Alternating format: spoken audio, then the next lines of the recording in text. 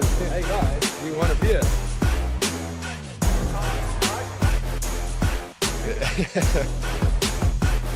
Just a little motivates a little house. And then with like Barney on the bus. That's why as a world champion and fuck no. What's up, everybody? Oh, my clock's not working. Let me interact with there. Welcome to the live stream, EFC 123. We're about to get things kicked off fairly soon. Let me just get that last little... There we go. We're on air. Welcome, everybody, if you're watching for the first time. Proudly powered by IT Guru Solutions, the best internet in Namibia. If you guys are betting on UFC, do it over here with PokerBet. And of course, got a subscriber goal. We just hit 3,000 subs, I think yesterday. Thank you guys so much for that. I really, really appreciate each and every single one of you that subscribed. Now the next goal is 5,000. So if you guys would consider subscribing, if you're not subscribed, let's get to that 5,000 subscriber goal. I think I need to just fix my volume a little bit. Is the volume good? No, volume's good. Those of you guys in the chat, let me know how many Nox Hydrate ads you think we're going to see today, because last time I counted a couple of hundred. So let's have a look here. Okay, let's get the first poll started, so long. Let's actually get the fights up here for you guys. So the first fight is Jaco du Plessis, Peace Ngopane, welterweight, #1 contendership match. This is going to be a banger. Obviously, Jaco du Plessis, former middleweight contender, Peace Ngopane, absolute beast. I was at his last fight. It was just a clinic. So this one should be a good one. I don't know who's going to win this one, honestly, guys. It could go either way. Let me know in the comments, what do you guys think? Who do you think's winning this? Let's get this timer started, actually. So let's close that, reset, boom. Good to go. All right, I'm gonna get the poll started right now. That chick is jacked, whoever is fighting Amandalina. All right, the event's about to start. Let's get the first poll up. Let me know in the comments who you guys excited to see tonight. Pretty excited for the main event. JC Lamprecht's finally back. Absolute beast as well. The guy's so large in person. All right, we got Jaco du Plessis, we got Peace, Ngopane.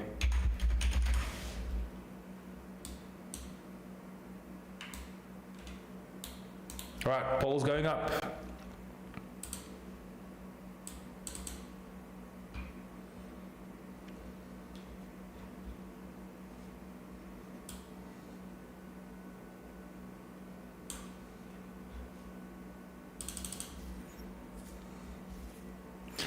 Okay, Ivan Santos says, como faz para assistir? I have no idea, no fala português. Please, English. I don't speak Portuguese. Okay, there hasn't been a Nox Hydrate advert yet, so let's wait and see how many will be here today.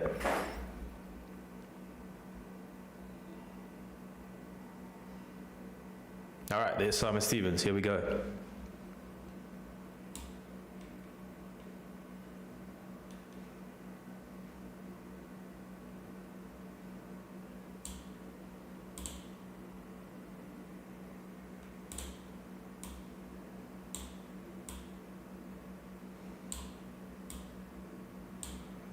Gareth McClellan with him.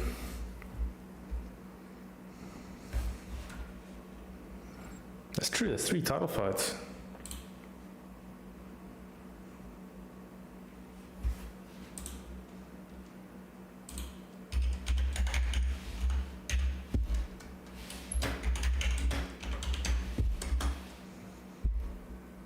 Let's have a look at what happened on the undercard if we can get it.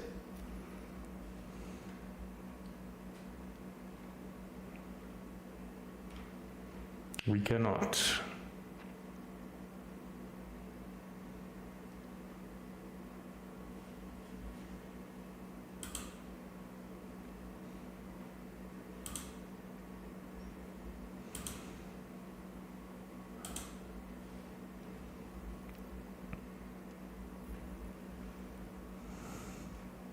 Soul Point Archery says, JC, I do agree with you. I think TKO.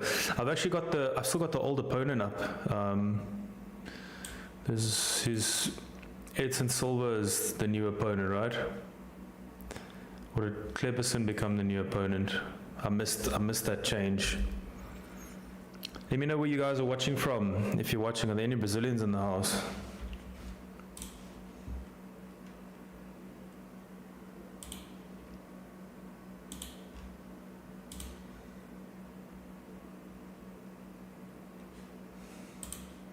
It looks like we're getting started straight away.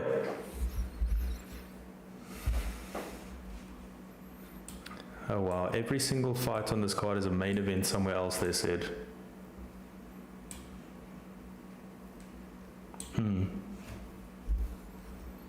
J-Bay, what's good, man?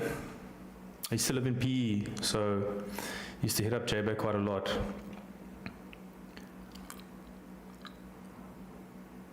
What's that club called? Dolphins or something? What's that club with the three, like way back with the three tiers?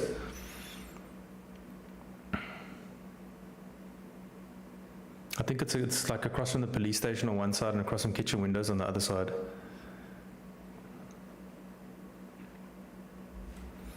Jaco Duplessis, they said. Okay, we got 75% for Yaku and 25% for Peace. Don't sleep on Peace and Kapane. If you can neutralize the grappling, it's going to be tough for Yaku. Plus, I want to know what the weight cut's going to be like for him, because coming down from middleweight. Oh, Terence Balelo's fighting. That guy just gets it, eh?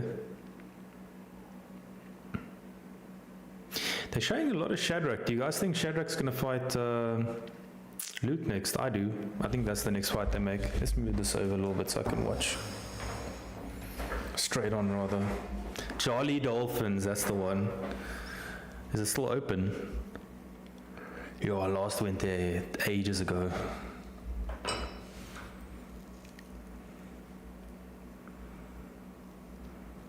The last time I was there, they had Russian bear shots for 3 rand. Oh, it's not Jolly Dolphins?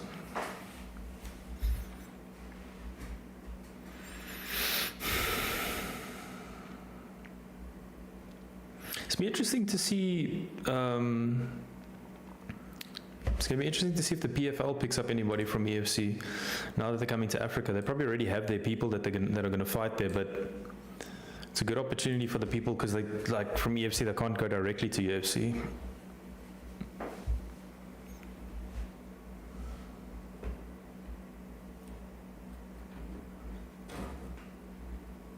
Okay, Peace and Kapane versus Jaco Duplessis.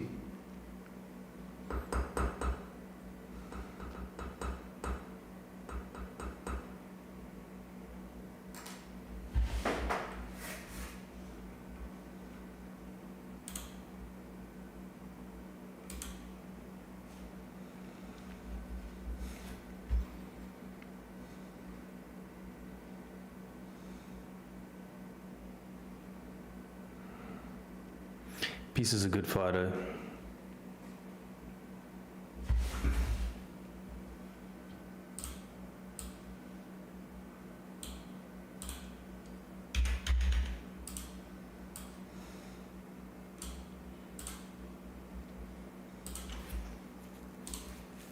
Yeah, Yaku's actually only never had the one loss, which was to Luke.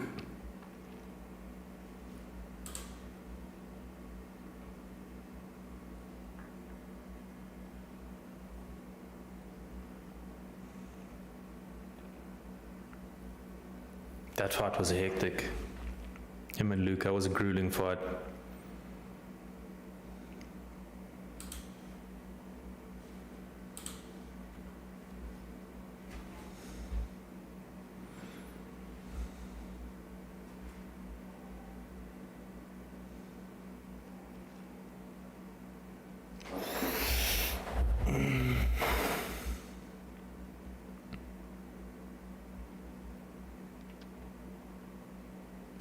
That's definitely Yaku coming out to this music.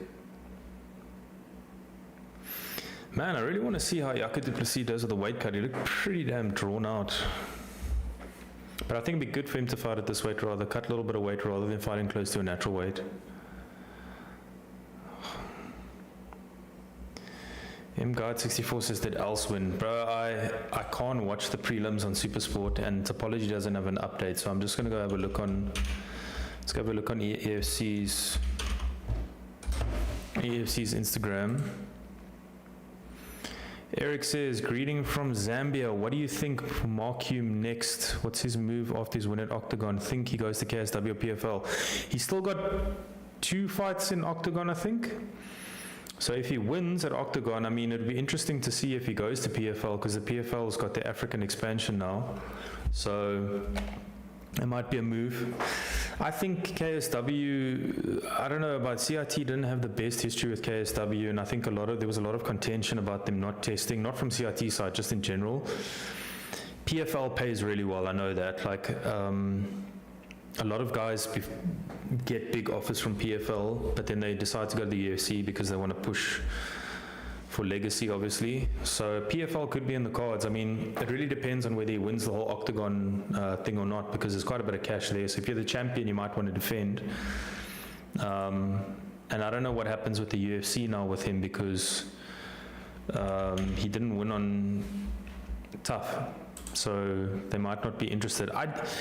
I made my feelings on the UFC pretty clear with their thoughts on South Africa. I don't know if they like South Africa that much, because otherwise we would have had an event already. I mean, PFL's having an event here now, so I don't know. I really don't know. I think I'm just trying to see, who won, if else won. I think I would go to PFL. If I had a choice, I would go to PFL over KSW, honestly.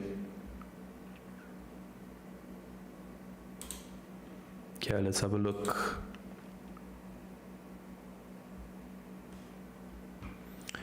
So, let me just find, I'm sorry, I'm going to get you the answer there. By the way, congrats, man. Zambia has an EFC champion now. Ken Sekaletu. All right, Marshall else. I think he lost a body shot. Yeah. So else, long story short, lost to a body shot, body kick.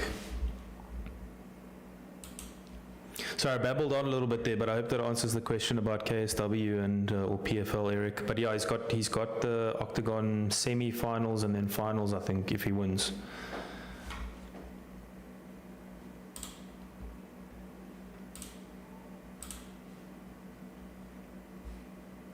Where would you go if you had the choice between KSW or PFL? Where would you go?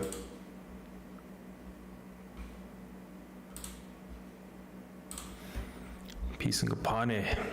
I like this guy, man. He's really, really good. Man, this 170-pound division is shaping up. You got these two guys, and you got obviously the champion, Badat. Had a great performance against Luke Michael. If I was Badat, I would try to go win that 185-pound belt, but maybe he doesn't have plans of fighting at 185.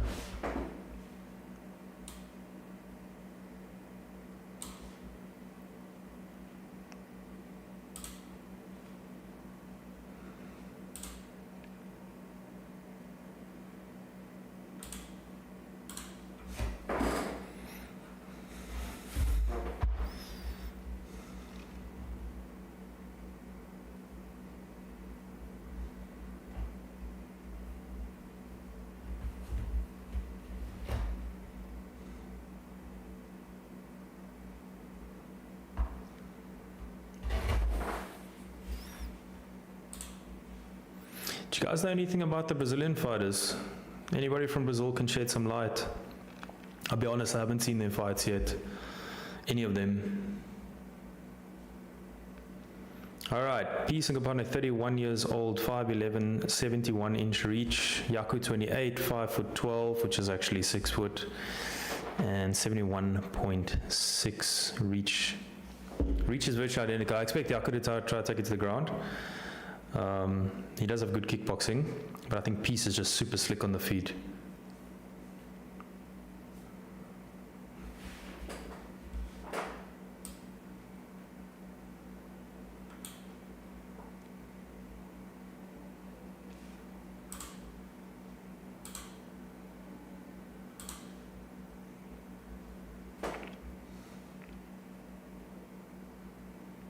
Geez, Yaku cut to 167.8, man. He really cut below the 170.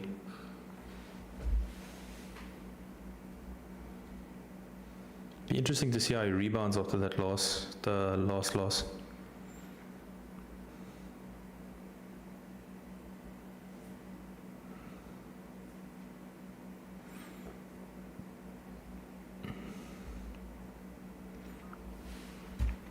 Peace and Gapane being announced 6-3.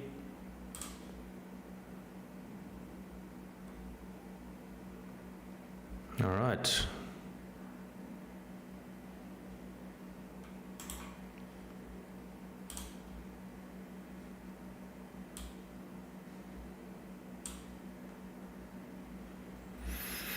Final instructions from the referee. Cleaning up some water. There's been some water spilt on Yaku's corner.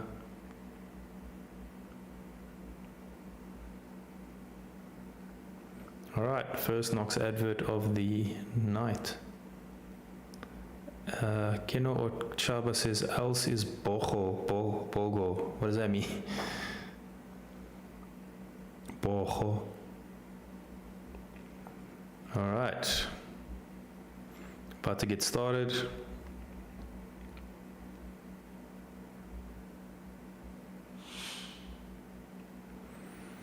I don't want to blink in this fight. I don't think this is going to go the distance.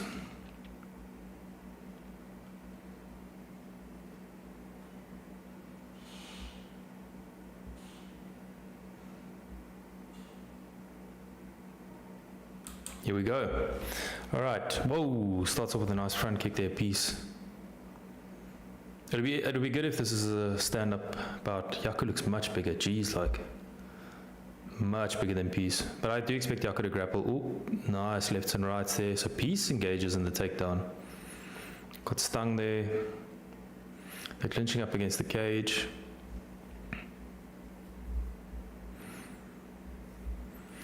Eric says, think PFL is the better move for him after Octagon maybe, but he looked great at middleweight now compared to welterweight, much more powerful. Yeah, I think the weight cut really does take it out of you. And honestly, if you're not fighting in, I think if he goes to the UFC, I think he should have gone for the welterweight weight class rather at UFC, just because the level and the guys cut from a lot there. But I do agree, PFL is a much better move. I think monetary-wise, it's a much better move. I think exposure-wise, you know, fighting in the US versus fighting in Poland, probably a lot better. And again, in KSW, there's always going to be that contention about is the dude natural or not. So I would go to PFL if I got an offer. The offer would be really good. I still don't know how the economics of PFL works, but people get money. Especially if you're in a tournament. Like if you win the PFL tournament, you get $1 million. So why not go for it? Nice shots there by Yaku. I think he's hurt him. Nice shots in the clinch. Nice knee by Yaku. I think he's going to finish him.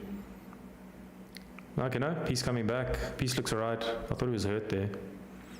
Peace looks very flat. Oh, nice right there by Yaku. Drops Peace. Now he's got a front headlock. Peace looks very flat-footed here. One thing about these House of Tinkerbell guys is they're super tough. Okay, I expected Yaku to shoot, but he's using his kickboxing here. Taking advantage of Peace being super flat-footed.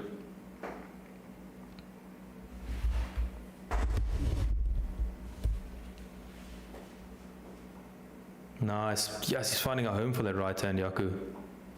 Yaku's throwing good feints too, which Peace is reacting to and getting hit afterwards. I think Yaku has a power at 170 that maybe they're just fixing the wrap.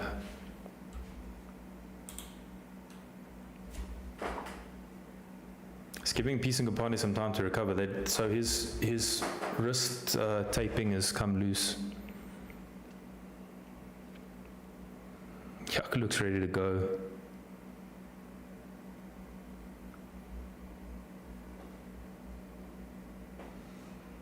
Okay, so they just cut off the extra bit there. About to get started again.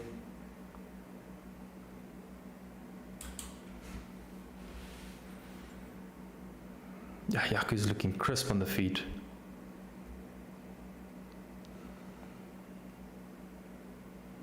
He's throwing a nice lead left hook, and then he's catching him with the right after he gets a reaction.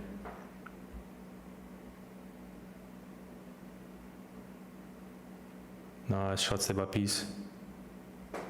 Peace now shooting for a takedown again. Back of the head shot there by Yaku. 12-6 to the back of the head. Pieces are right though. Be interesting to see how Peace grapples against Yaku, because Yaku's grappling's pretty good. Peace would have obviously done a lot of work with JP Kruger. I'd like to see Peace get a Dagestani handcuff here, because he has his hand around the back and he's in pretty much in mount. Yaku just mustn't give his back up here. Now Yaku is much bigger. Nice shots there by Peace. Yaku seems like he's going to give his back up here. Okay, so Yaku turns into him. Got an underhook on the far side. Okay, so now Peace is inside control. Probably look to drop some elbows. Yaku is trying to get up, sort of from a wrestle up from a half guard with an underhook.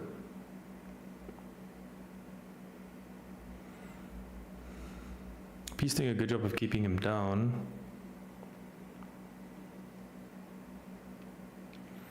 .45 seconds left in round one. Peace on his back, doesn't have hooks in. Peace has his arm around the neck. That rest where they did the tape really helped Peace here.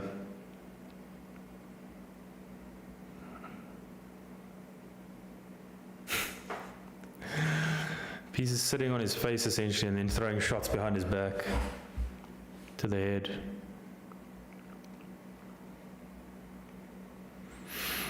Peace doing a good job of pinning him down. Yaku can't get up. That was the issue in the Luke Michael fight. 6 seconds left. End of round one. I give that to Peace, to be honest with you. I know Yaku dropped him, but Peace dominated a lot more. Very close round. It's very hard to score, but could go either way, but I do give it to Peace.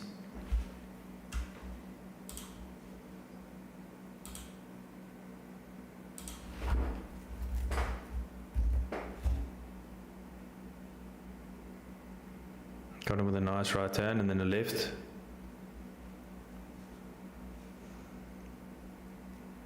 It was a left hook that got him.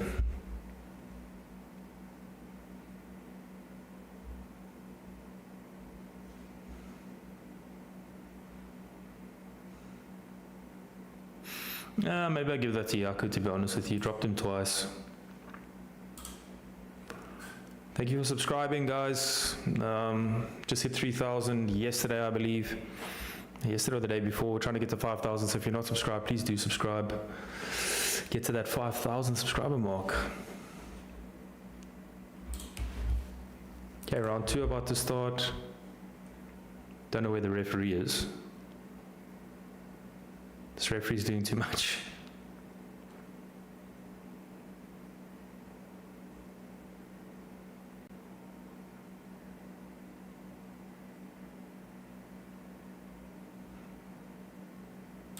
Okay, round two, here we go. Who do you guys have that? Who do you guys think took that round? I think actually Yaku took it. He dropped him twice. I forgot he dropped him twice. I thought he just dropped him once.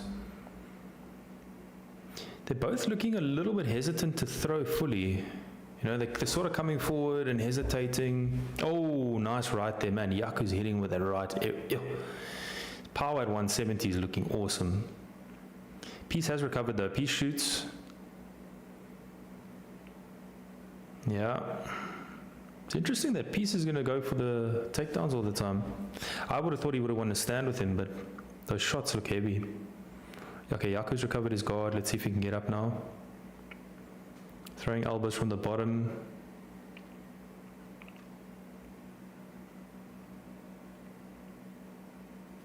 Yaku does have a bit of a mouse on his right eye. Okay, Peace passing now, looking like he'll pass to side control possibly. I wonder if the weight cut hasn't drained Yaku, because he's not doing many, or not getting many attempts to try to get up.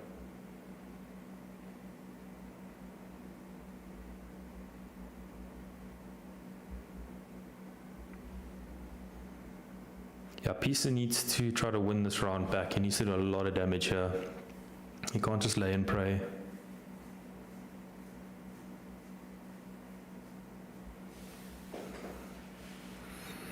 Yeah, Yaku not taking much damage. I mean, Peace has had a lot of control time, but he's not actually doing as much damage as he should. He needs to start dropping more elbows.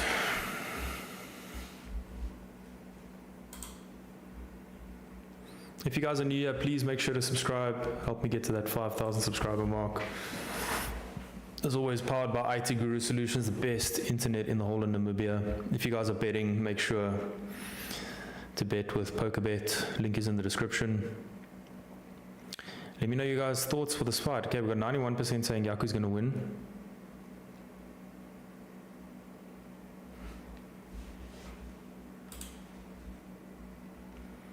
Thing is, you don't want to leave this all up to the judges, so you need to make it definitive. Nice, now he's dropping elbows, Peace. I wonder if Yaku's tired. He's not doing much to try to get up, eh? Peace passes his guard into side control. Yaku is bleeding now from those elbows. Peace gets a knee on belly.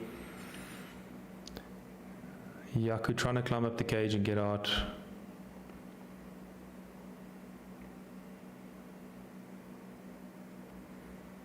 Peace definitely taking this round back after that early right hand where he got dropped. Peace getting a knee on belly again, dropping some short elbows. Now he's dropping some bigger shots. Yaku is covering up. You see Yaku trying to spin out of it against the cage. If I was Peace, I would maybe just go for a Kimura grip at least, just to control him a little bit more.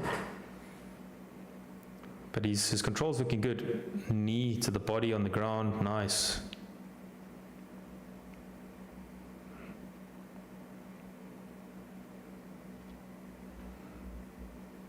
Peace doing a good job here of staying on top. I really wonder if Yaku's drained or not.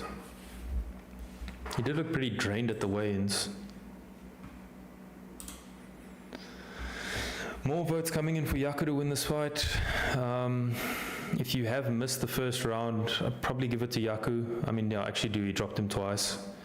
He dropped Peace again early in round 2, but now Peace has controlled him for a good 4 minutes, almost.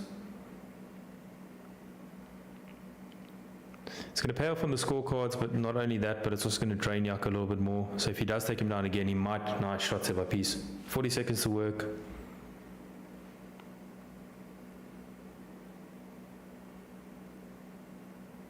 Yaku not making any attempts to get up. He's just kind of moving away from the shots. Now he pushes him away, tries to get up, but Peace jumps up straight to mount, big shots. Yaku's only covering up. Nice elbows there by Peace. This might be over. Yaku gives up his back. Oh, Yaku's taken a lot of damage here. Only 10 seconds left, but it's a good way to end the round. Peace did a lot of damage here. End of the round. I don't think that's a 10-8, but Peace did a lot of damage. Definitely took this round, got the round back. Probably 1-1, eh, to be honest with you guys.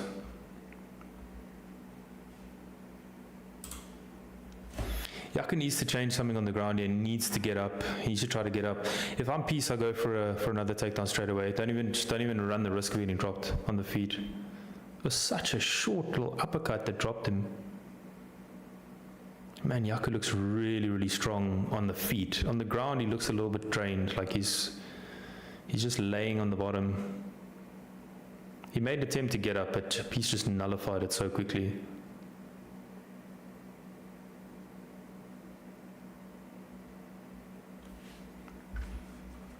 Man, this break in between's been quick as well.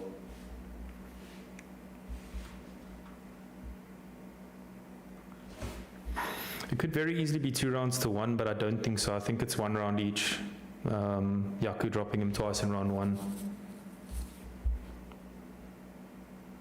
Peace must just shoot straight away. Don't even bother like with any of the stand-up. Okay, round 3, here we go. This fight has flown by.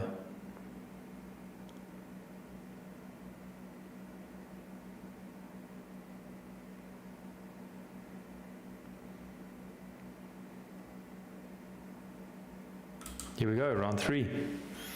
Peace must just shoot straight away. Wait for Yaku to come forward and just shoot. Now Peace still standing with him, running the risk of getting dropped again. But Yaku could be tired. Man, Peace is lighting him up in the feet. Now he shoots.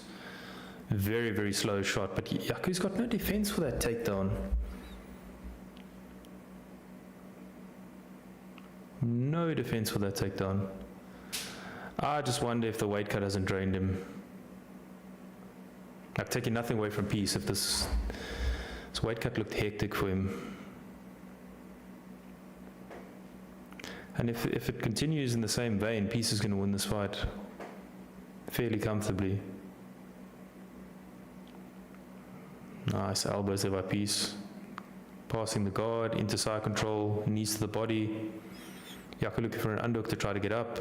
Almost gets mounted.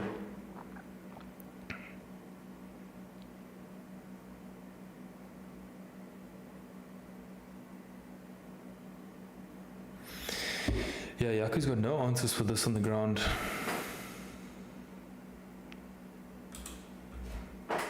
Okay, Yaku now getting to turtle position, getting put straight back on his back. Peace is really controlling him well. Okay, so Peace now on his back, gonna look to rain down some shots.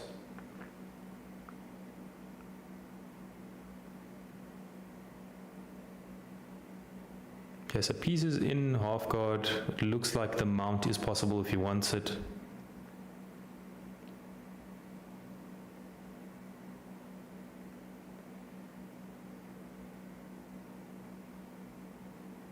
Yeah, no, Peace has got essentially a knee on belly here. He's got, I mean, he doesn't need to risk too much, but I mean, I think if he goes for it, he could finish him.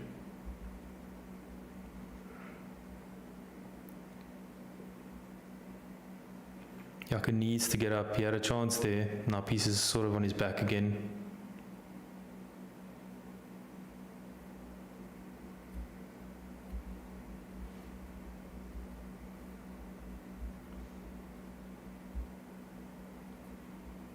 Yeah, no, he's dominating.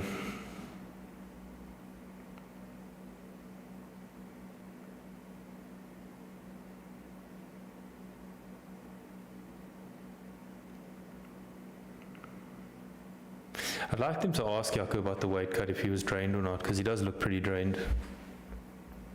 Peace is just a beast though. Taking those shots and coming back. Nice elbows. Okay, there's a possibility of a head and arm triangle here for Peace and Kapane, but I don't think he's going to go for it. He doesn't really need to. I think he just uses it as a control, gets knee on belly.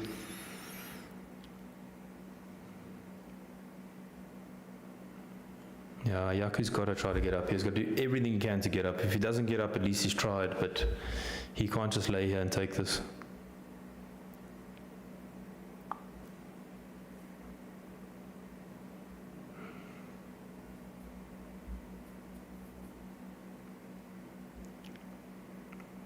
One minute 20 left in round 3. Nah, Peace just looks too fresh. He's got an arm under the neck.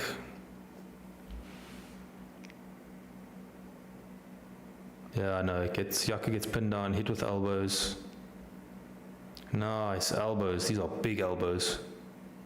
Continue. Do it. Keep doing it.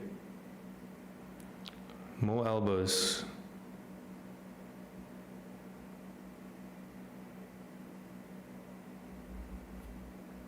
Yeah, you wonder if that interruption in round 1 would make the difference, and it does seem like it did.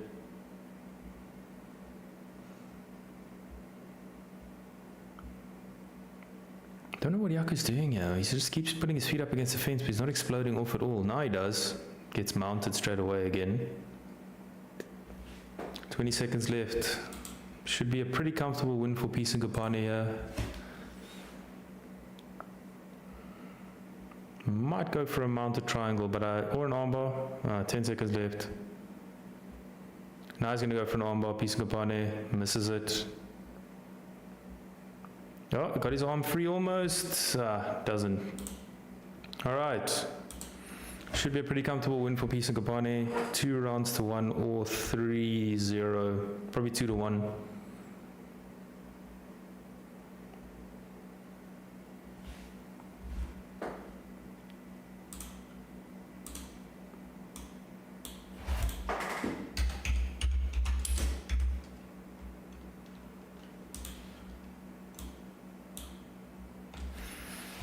Derek, where can I watch this? I'm watching on Supersport.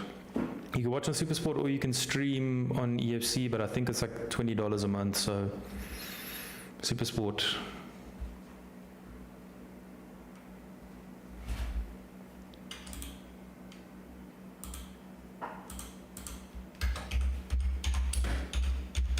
He's definitely getting the next title shot.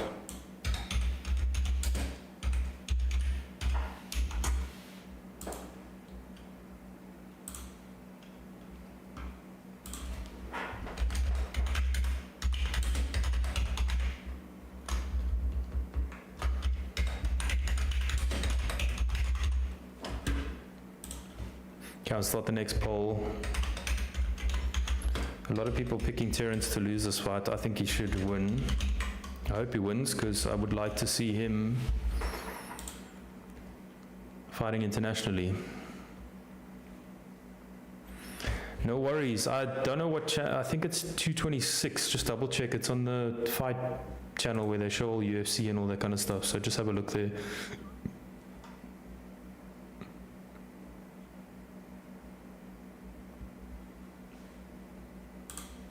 Yeah, I think Yaku definitely didn't win that fight. I think Peace won that for sure. All right, official decision should be coming up. You never know with these judges though, eh? You never know.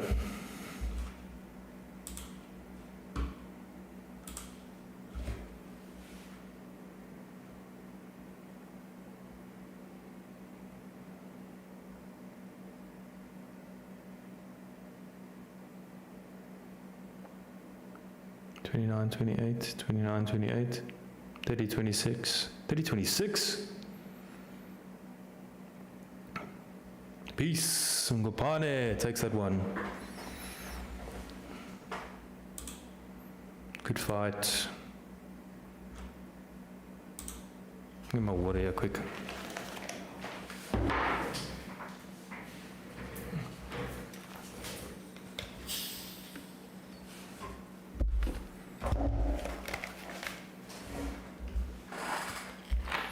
Did a really good job, man. He got dropped twice in round 1 and he got dropped in round 2.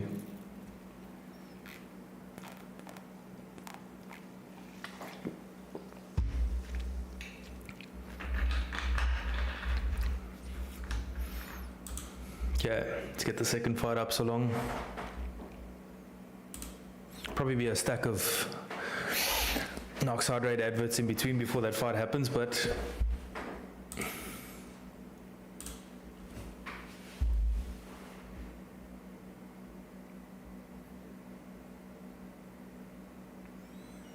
P-City was rocked.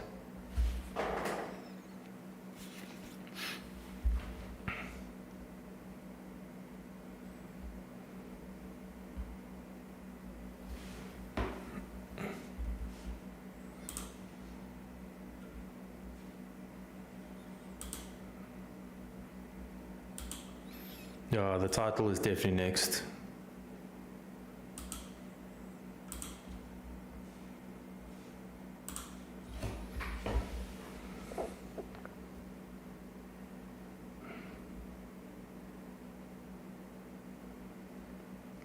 Should get the title shot next. I don't think there's anyone ahead of him.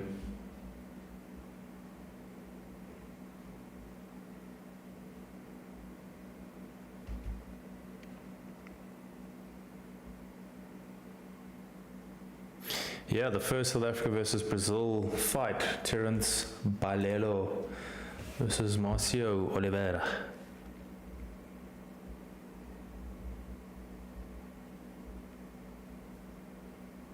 Henry Cejudo's former manager, bro, the king of cringe.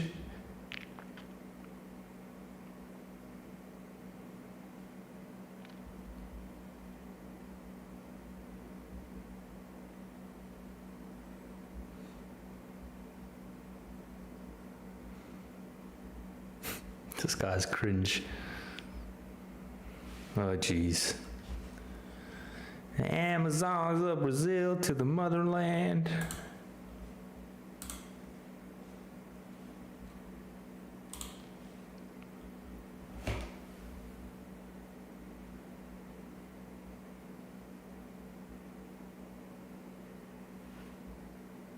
Check it out. Check it out, Gareth McClellan's cringing.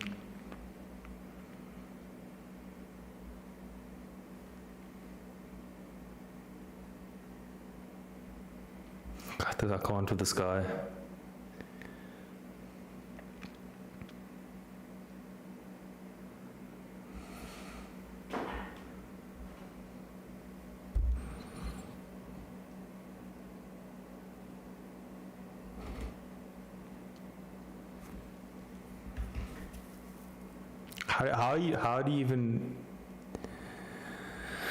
How do you keep a straight face interviewing this guy? They're booing him.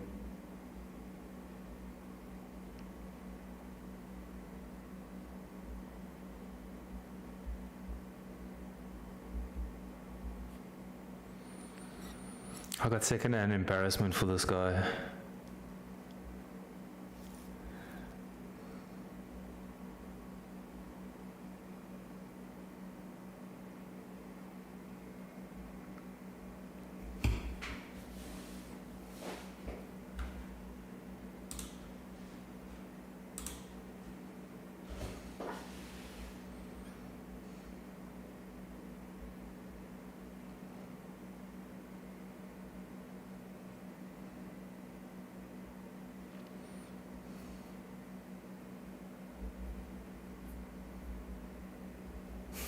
This guy's so cringe, bro.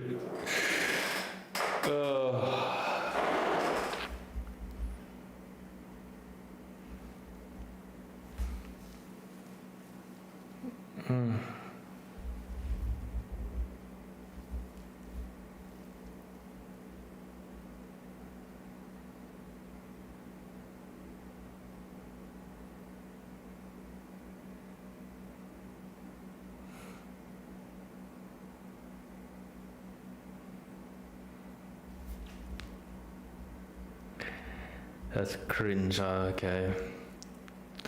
Alright, here comes a series of adverts about Africa. Definitely going to be a Knox advert in there, capital.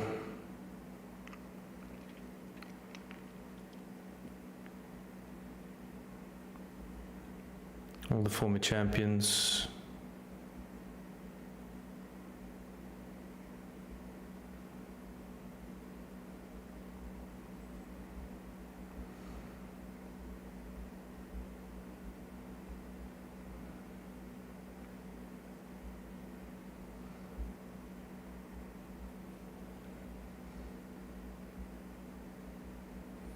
Oh, there's BK.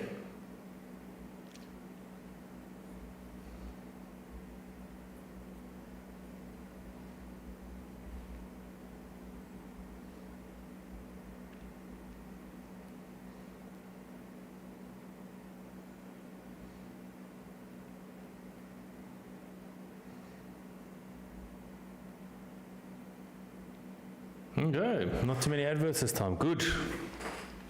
Terence Balelo versus Oliveira. Okay, chat saying 62% Terence. I hope so.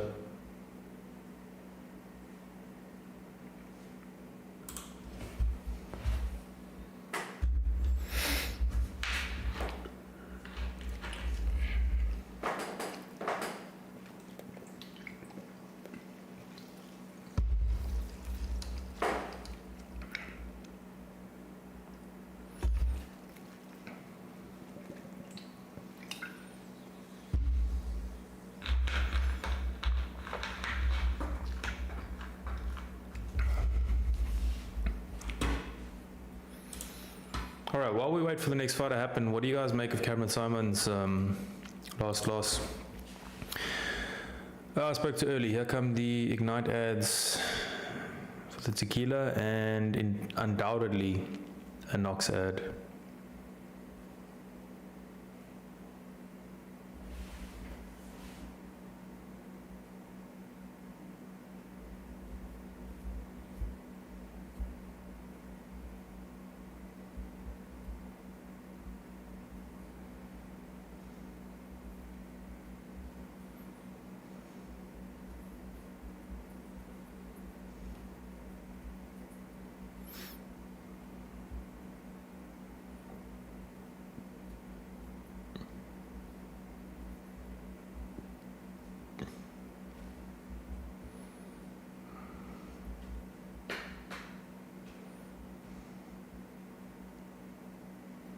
No Knox ad this time. Okay.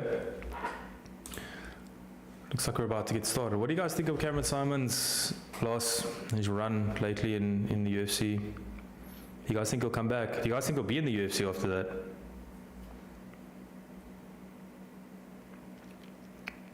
I spoke too soon. There's the Knox advert.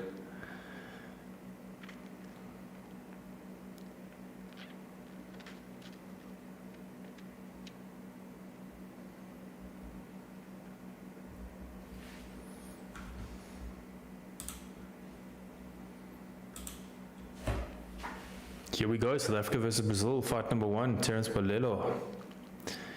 Moves dynamically, high fight IQ, talented all-rounder, betting odds 1.85. Does anyone have a link to watch? I don't. Marcio Oliveira, high-level grappling and submissions, hunger and tenacity, aims to finish.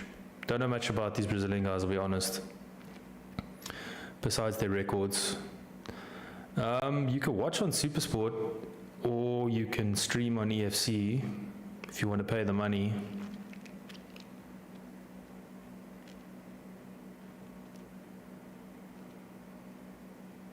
Man, I like Terence Bolelo. I think he's got everything.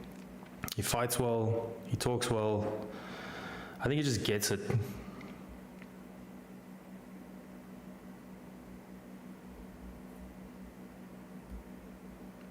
Hendrik Duplessis says Simon must retire. Whoa, okay. He's only 24, dude. I mean, wouldn't you like to, I mean, if he gets cut from the UFC, do you think he should just retire completely? I mean, to be fair, if I had the choice between getting punched in the face and running a TV show and an MMA promotion, I would do the MMA promotion and the TV show. 100%.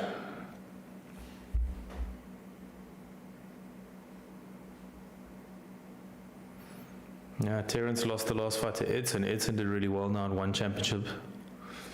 Spinning back for his KO.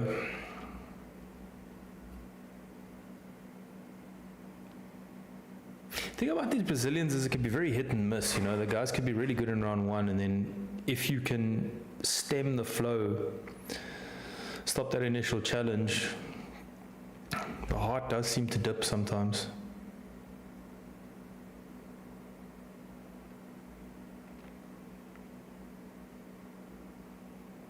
Man, I really want Terence to win. I think he's got a bright future. I think if PFL is looking for flyweights, why not?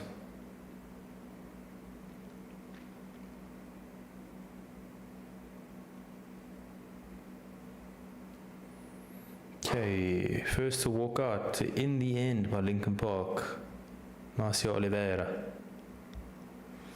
Is the king of cringe not going to be in his corner?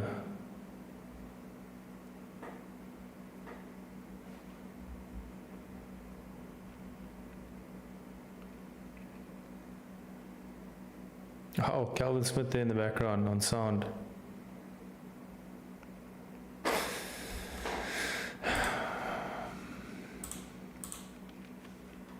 Marcio Oliveira 7-2, not a bad record. Last time he lost was a TKO in 2023. Okay, only fought in 2024 after that. So he hasn't fought in about a year.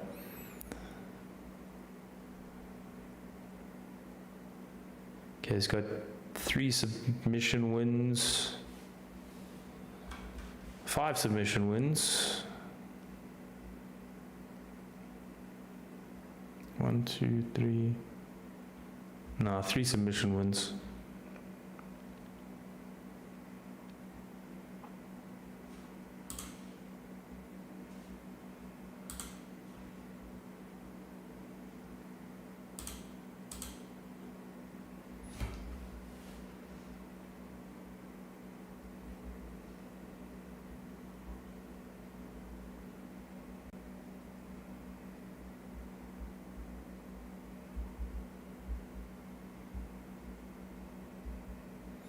His grandmother's battling cancer, man. That's hectic.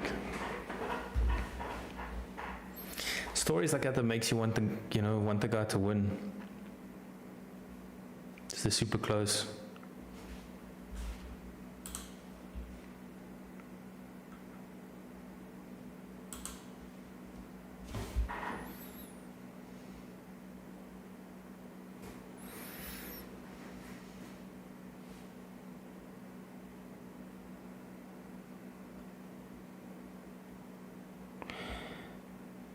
Marcia only arrived yesterday.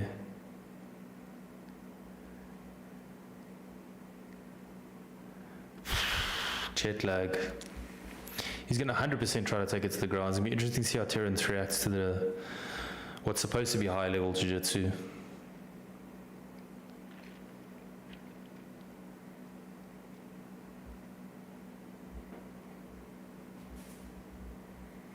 I like that the EFC's done this intercontinental story. Adds intrigue. Especially because we don't know how these guys fight. And they don't know how our guys fight. Okay, chat's starting to lean towards Marcio.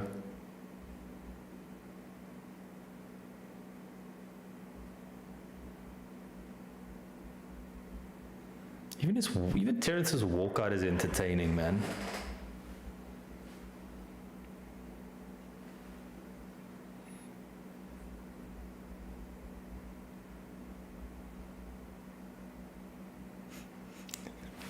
This guy's such a showman. I really want to see him fight an international organization.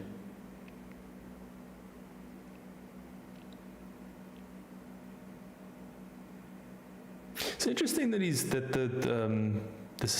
not fighting for a title, for the interim title. I think him versus Billy would have been a good fight. Man, for all his showmanship and his supposed cockiness and stuff, he's a really humble dude.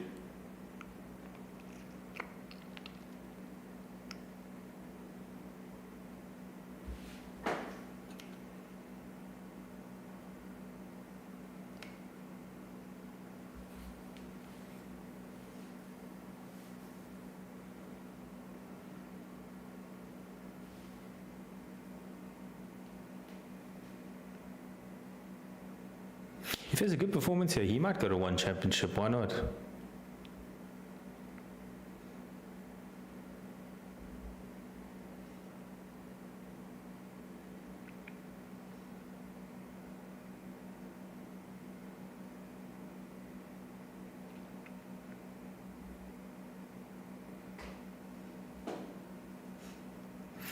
What an entertainer, bro. This guy's... what a legend.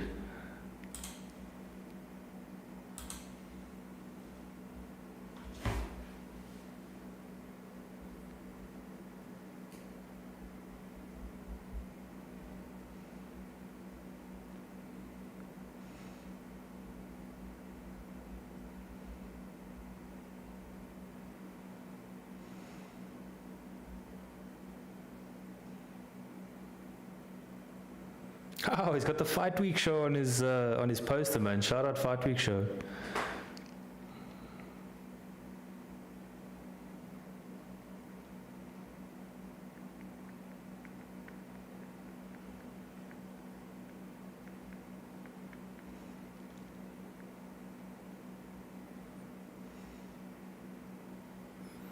Does look a little bit nervous though.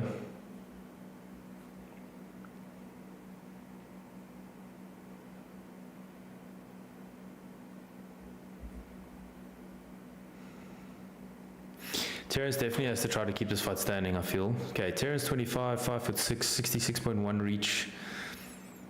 Marcio 27, 5'6", 66.1 inch reach. Identical heights, identical reach. It's definitely going to come down to the ground game, I think. Stand up versus ground.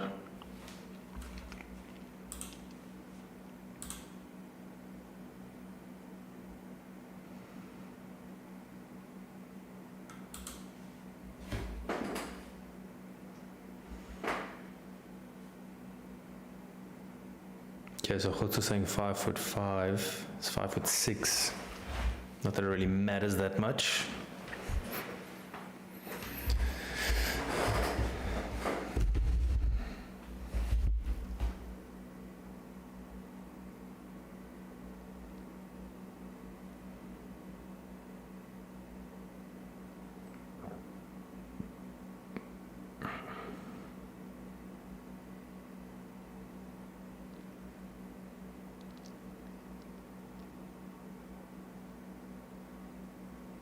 Was he ever flyweight champion? I don't think he was.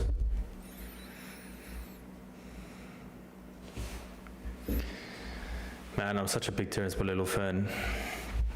I really want him to win this fight.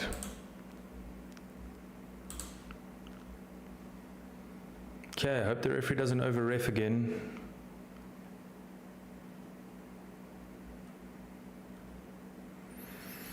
We can get straight into it.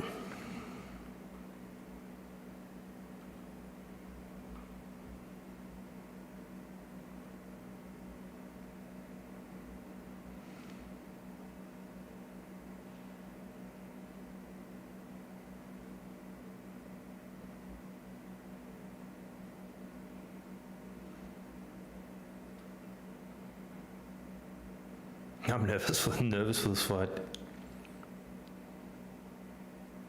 Terrence looks pretty nervous. I wonder if Marcio shoots straight away. Here we go. Terrence taking the center of the hexagon. Marcio is looking to shoot for sure. He's staying way back. Terrence throwing a feint for a shot there. I like it. Terrence throws a lot of feints. We'll keep Marcio guessing.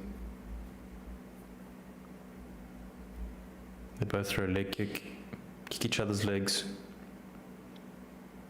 Nice front kick there by Terrence. Okay, leg kick there by Oliveira. Terrence is really biting down on his mouthpiece. He's so fleet-footed.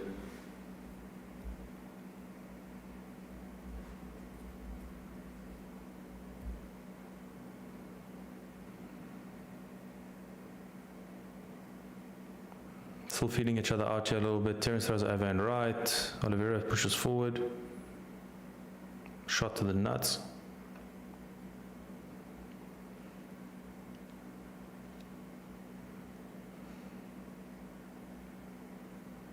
Terrence fights really well over 5 rounds as well.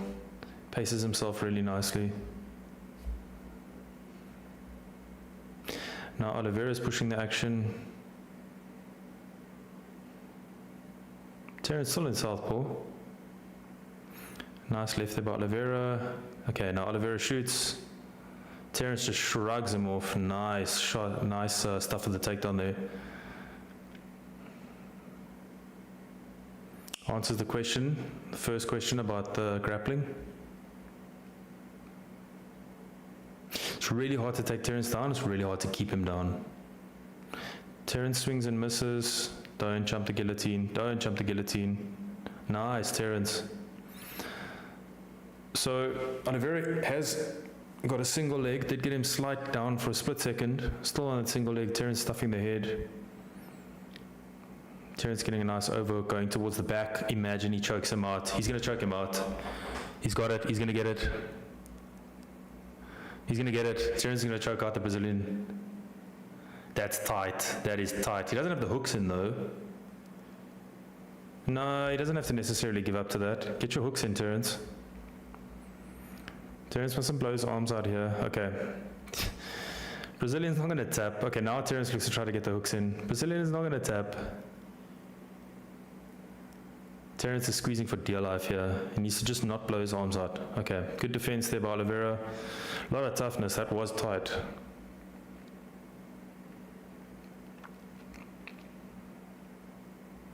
He didn't tap to that because he had no hooks in, that's how. Oliveira going for a single leg. Terence really did a good job there. Pushed his head to the side. Okay, so Oliveira has got him down, but again, try to keep him down. Man, Terence's counter wrestling is really good. Oliveira looks gassed. I think Terence is going to finish him a head kick. Oliveira is gassed, man. You cannot take a flight and land the day before. Yeah, Terence rocks him. I think he's going to finish him. Oliveira's trying to scramble, yeah, but he's going to get pieced up. Terence finishes him, I think. Man, he's raining down shots. Oliveira, he needs to watch out for his leg here, Terence, for a leg lock. I think Oliveira's recovered, but he's gassed already, man. Watch your legs, Terence.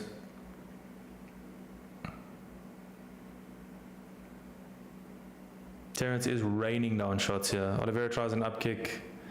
Okay, now Terence is in his guard. He needs to be careful here. Oliveira's tough. Terence needs to watch out for a triangle here. Oliveira does have good triangles. He's got 3 finished by triangle. Watch out for the armbar. Armbar's on. Ooh, armbar's on. Okay, no. Terence swings around. Nice defense. That looked tight. I think that was a Hail Mary from Oliveira. He's going to get finished. Referee, stop the fight. Dude, this guy's taking way too much damage. It's unnecessary, ref. Stop the fight. He's not doing anything. He's just covering up. Stop the fight. Stop the fight, ref. This referee. Man, that is a brutal first round. That's a 10-8. Easy. I hope Terence isn't gassed here. He looks pretty tired. How did he survive that? That's a for sure 10-8. Oliveira looks out on his feet. Good job, Oliveira, man, surviving that. The referee did let it go on a little bit too long, though, let's be honest. 10-8. I mean, to be fair, it was this close to getting stopped, so technically you could go 10-7, but I don't think he did enough for a 10-7 there.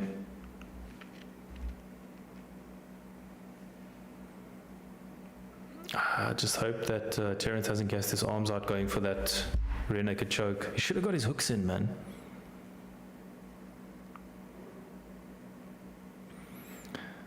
Oliveira is gassed. Man, if Terence wins this fight, some international promotion has to come get him, surely.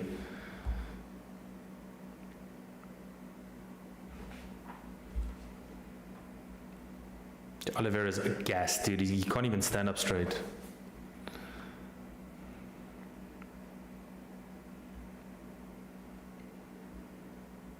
Terence does look tired himself.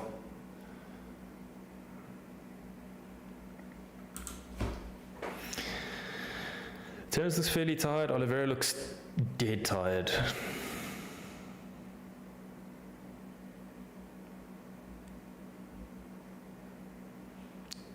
Terence has a gas tank, but he does look tired. He cannot let Oliveira recover here.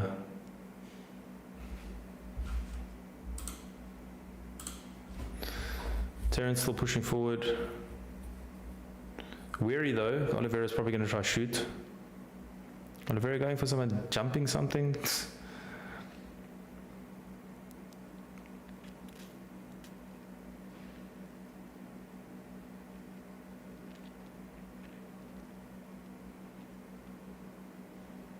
Nice body shot there by Terence. Nice teep to the body.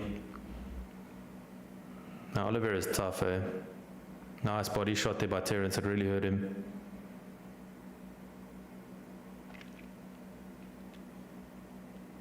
Nice head kick there by Terence. Went leg first, then head. Nice straight left. So Terence is pretty much landing with everything. I think Oliveira's really, really tired after that. Nice right there by Terence. Nice left there by Oliveira. Oliveira could grow into this fight though. Terence does look tired himself.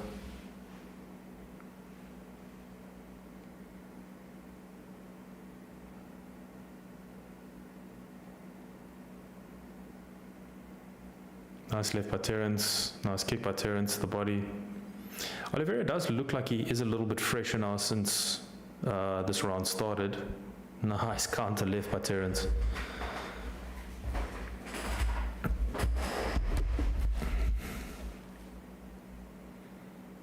Listen, man, Oliveira's tough. He's still throwing.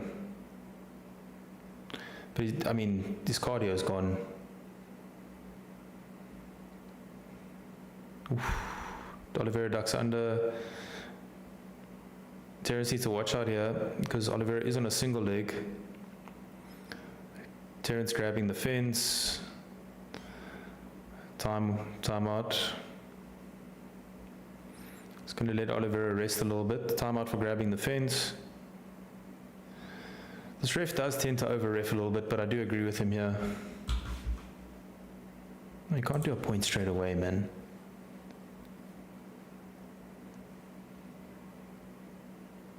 That fence grab though, that wasn't cool because he was about to get taken down.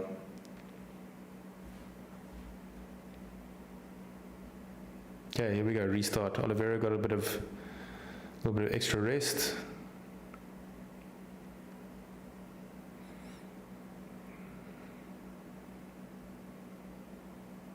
Commentator just said he doesn't have that in his back pocket, as if that's a strategy to grab it. Like, come on. Terence looking a little bit sharper. Not as sharp as round one, though. Like, Oliveira's still there. He's still in front of him. Like, that's the danger Terence needs to watch out for. Oh, nice body shot. Drops Oliveira. This will be it. Done. Come on, Terence. Legend. This guy needs to fight overseas. I don't care how he'll do overseas, he needs to get a shot.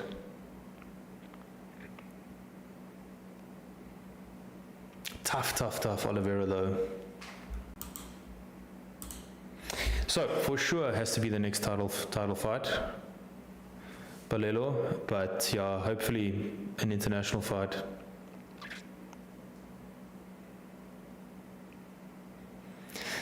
This guy is such a showman, man. This guy just gets it.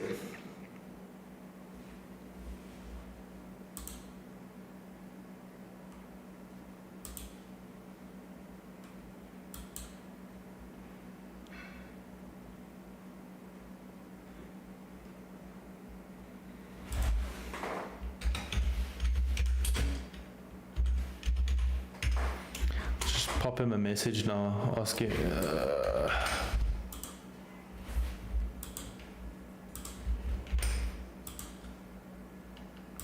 Only 25. I think he needs to get a shot at the UFC. Whether it's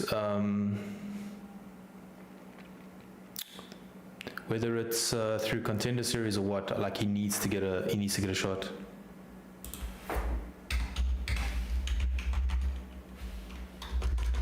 Marcus Vinicius, I bet 5,000 on the Brazilian one. Unfortunately, 5,000 what?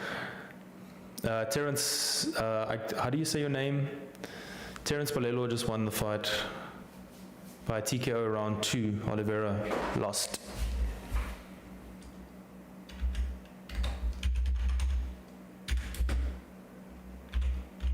Now, Oliveira's tough though, but I think he was just gassed after that late flight.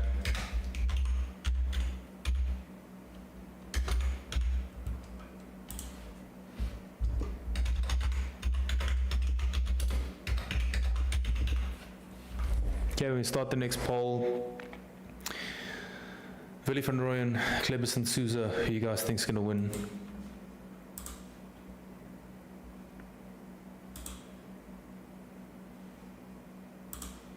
Okay, so Terence Balelo takes that via round 2 TKO. Marcus Vinicius, what did you bet? 5,000 what? Rand?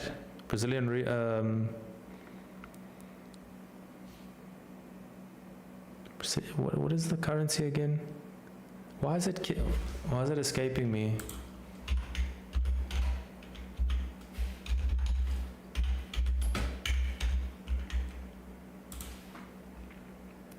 Reyes, right? Reyes.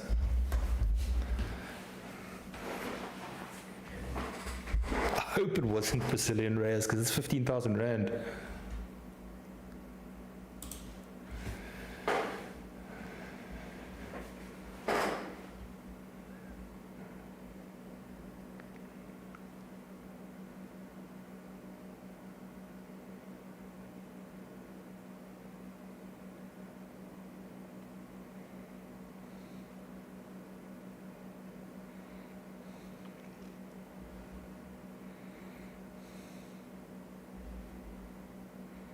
He was champ at 125, that's right.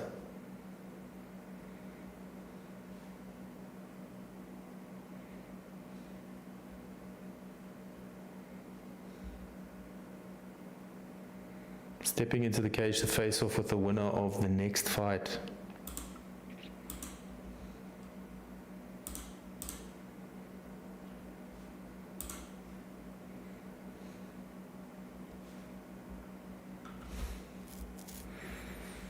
It's time. I agree. It's time for him to get a shot.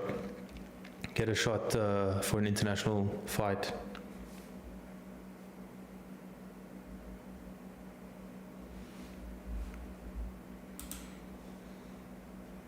There we go. UFC Contender Series.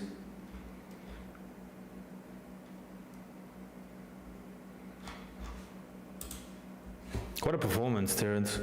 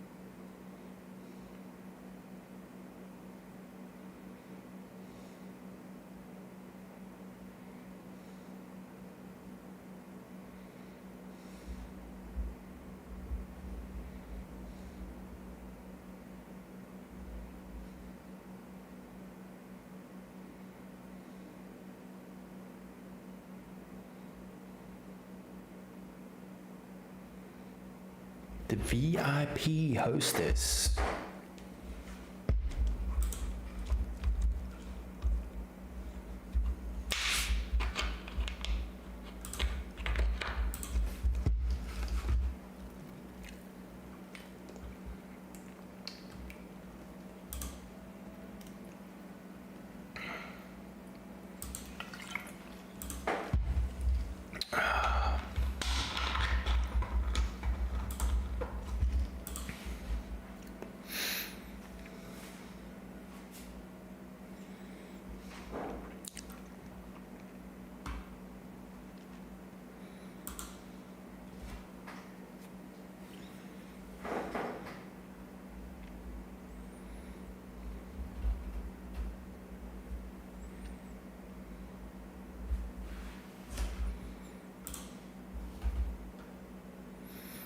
Yeah, everybody's saying Villy's going to win this fight. I mean, Kleberson's an experienced opponent. Villy's just really good, though. Always a gamer as well.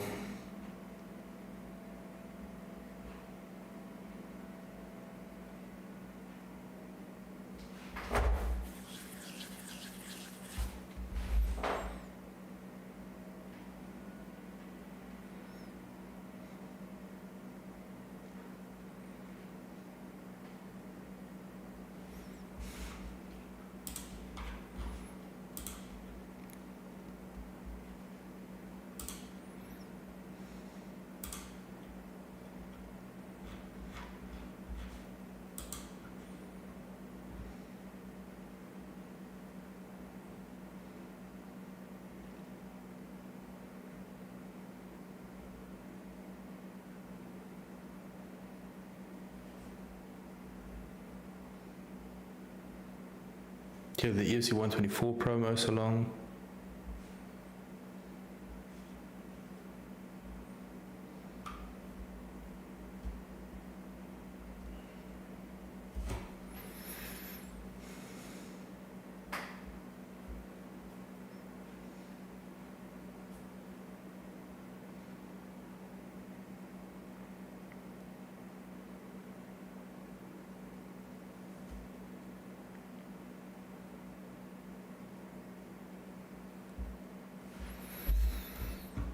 Where did Steven Gonsalves come from now to get a title shot?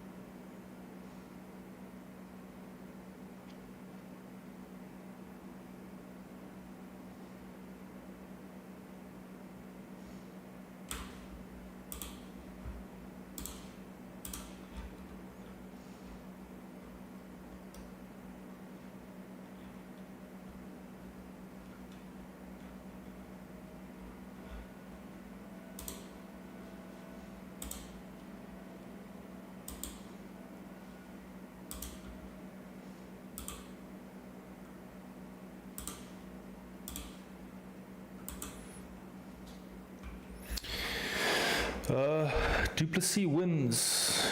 Jaco Duplessis did not win, he lost. Unanimous decision, 29-28, 29-28, 30-26. Actually, quite a dominant performance by Peace and Gopane.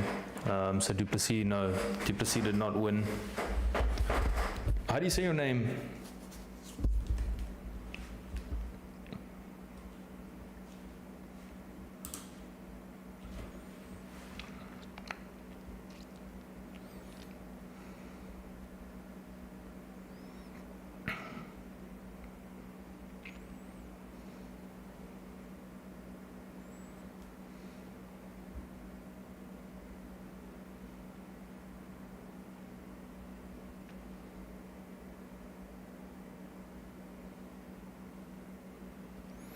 Is he lost? Yes, he lost. Jaco Duplessis lost the first fight of the main card.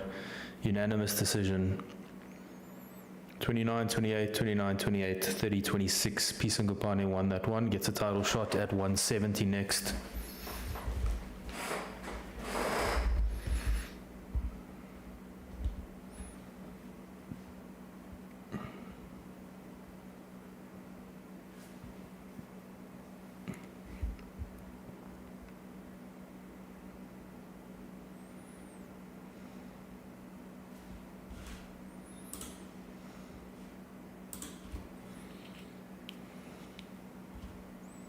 Okay, another flyweight bout. Kleberson Souza and Willie van Rooyen. Willie van Rooyen's a beast. There's so many good fights at 125. Thank you for subscribing, whoever that was. Let's get to 5,000, guys. Come on, if you're not subscribed, please subscribe.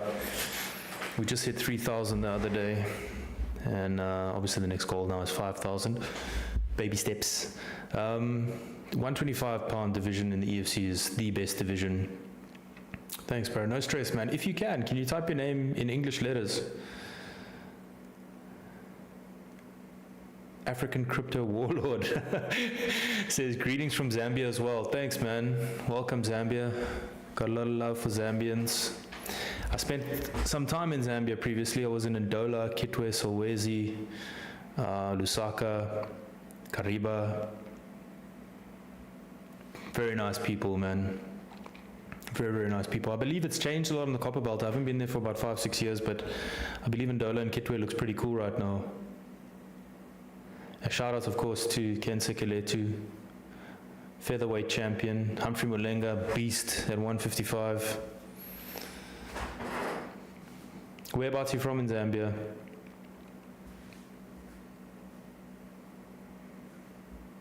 I know how to say one thing in Zambia. In Zambian. Tapali India. People kept asking me for cash at the one village, so I had to learn how to say Tapali India.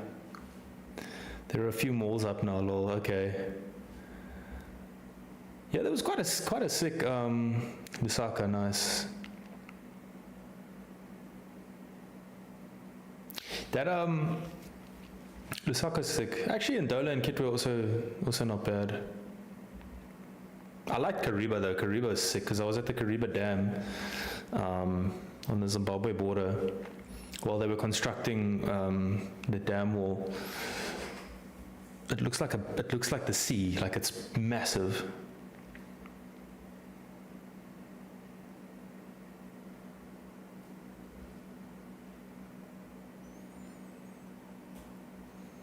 Really fun, Royan, bro. I think he'll win this fight.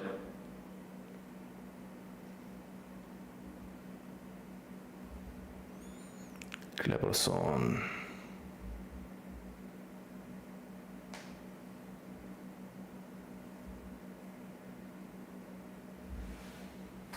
Seems like all of the fighters are coming out of the same gym from Brazil.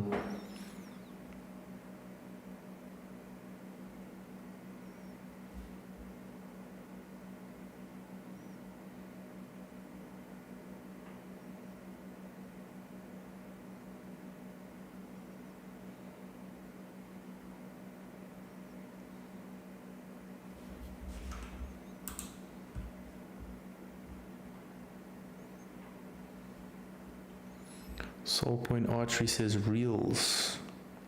Reals. Reis. Is that the Brazilian currency? Reais. Or how do you say that? Here comes Cleberson Sosa, flanked by the original King of Cringe as King of Cringe. Thoughts on the lady fights? I don't know, man. Amanda Lino we haven't seen her for a long time, you know, and I honestly know nothing about these Brazilian fighters. Like, I'll be honest with you, there's zero out there on them. So, Mariana Salas looks jacked, though, so she looks like a mini cyborg. She won her last 2 fights by TKO, so we won't know. And Amanda Lino, we haven't seen her for a while. And ring rust is real. I mean, her last fight was 6 years ago. It was against Manon Fiorot, though. It's like Manon Fiorot has always been a beast, and she was, yeah.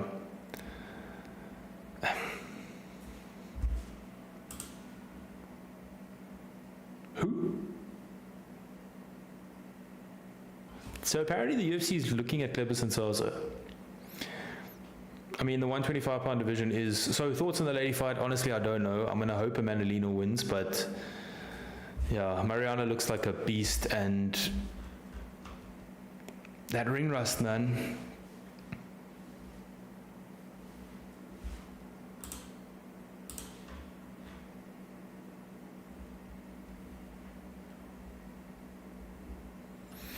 Man, so Cleberson fought at LFA, which is a pretty decent promotion.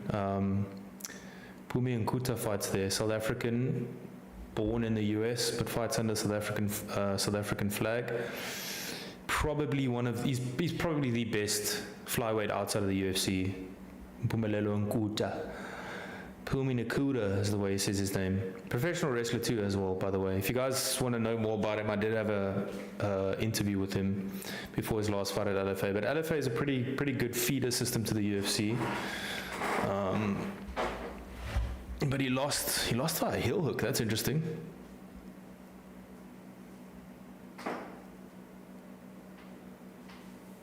Okay, so Exon came from the same camp. This is going to be a tricky fight for Philly. This dude looks quite yoked for a 125-pounder.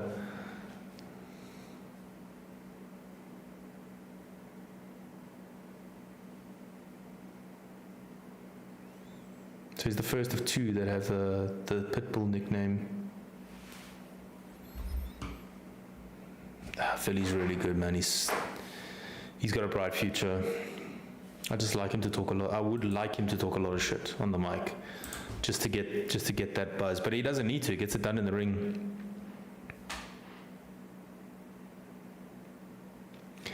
This 125-pound division. Thank you for subscribing. This 125-pound division, it's ripe for the taking for anyone wanting to go to the UFC. Because first of all, in the EFC. So first of all, actually, the UFC is very light at 125. the EFC's most talent-rich division in terms of obviously fighting ability, but bright futures of young people fighting is 125. Like Terrence is relative veteran, he's 25. Berg Souza says, let's go little Kleberson. Man, tell me about Kleberson. Tell me about Kleberson. What should we know? I saw he fought at LFA. They were saying that like the UFC was looking at him. I don't know much about the guys from Brazil, so what do we need to know about Kleberson?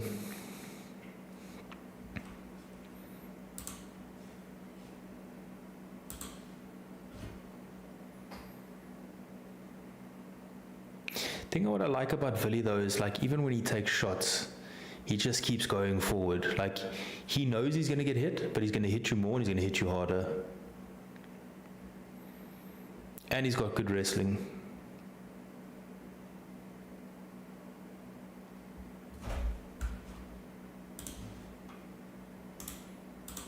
So see, now you got Vili. What's Vili, like 20, I think he's like 22, I think.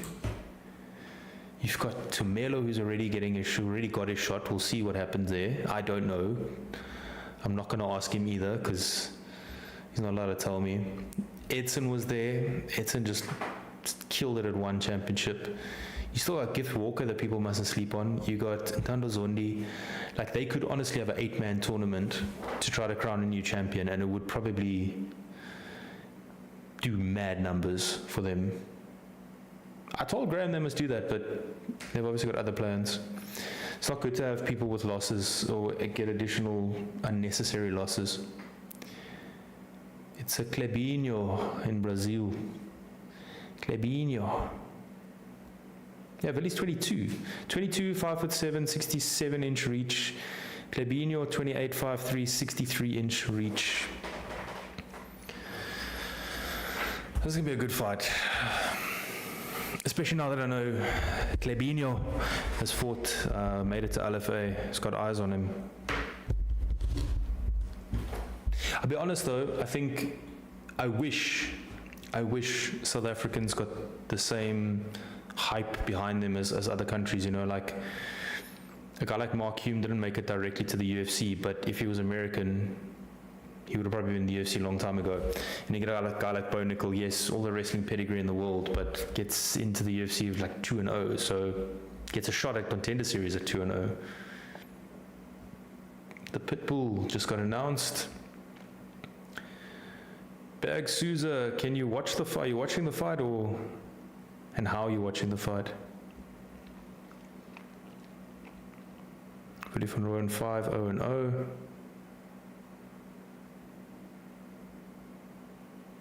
Quite a bold thing to say, the fighting pride of Pretoria, South Africa, when Drickus is from Pretoria.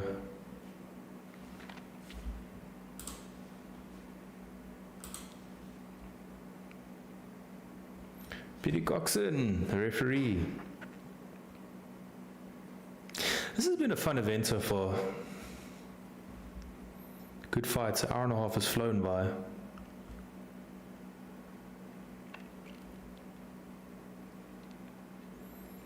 Man, this Kleberson looks muscular as hell. A little bit shorter, but I can see why they call him the Pitbull. So shout out to everybody watching from Brazil. Let me know who you guys are watching from. Shout out to South Africans, of course, as well. Zambians. I'm not going to ask you guys to spam flags.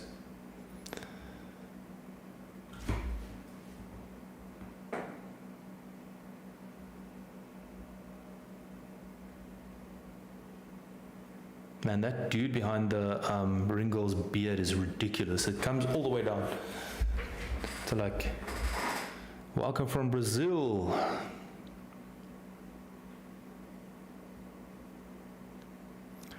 Brazil. Can I say fala galero if is that good morning or is that like good day? Okay, Vili throwing some nice jabs and some kicks.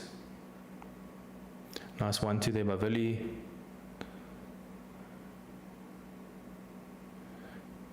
Nice. Slick stand up. Philly's looking good, man. Philly's looking really good.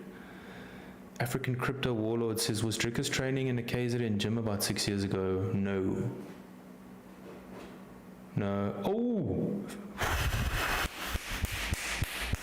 Sorry, Vili just knocked him out cold on the feet. Whoa! Straight right. Boop, knocked him out cold. Wow. This kid needs to go to the UFC. Somehow. Vili versus Terrence is going to do numbers. Holy shit. It was so quick.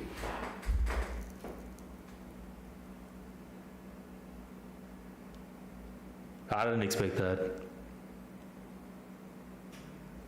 Surely now he's going to go to the Contender Series. Like, him and Terrence need to go. Wow. Willie van Rooyen knocks out Kleberson Sosa. Inside a minute, too. Wow.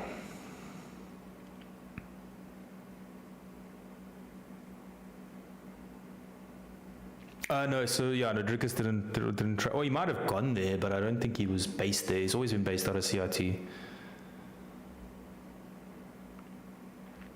Damn.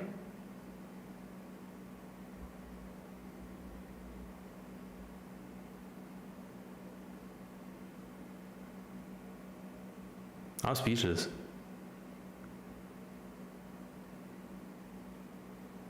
Dude can fight next week again. Man, I wonder how much these long ass flights to South Africa must have taken it out of the guys from Brazil, because even in the Terrence fight, yeah, even in the Terrence fight, he was looking very drained. Marcio. Okay, Willie van Rooyen, the new flyweight champ. Man, he got him perfect timing. Got him behind the ear too. But yeah, it was pretty much out cold, and then got him with some more shots. Peter Cookson did a good job of stopping him taking more damage. Great refereeing.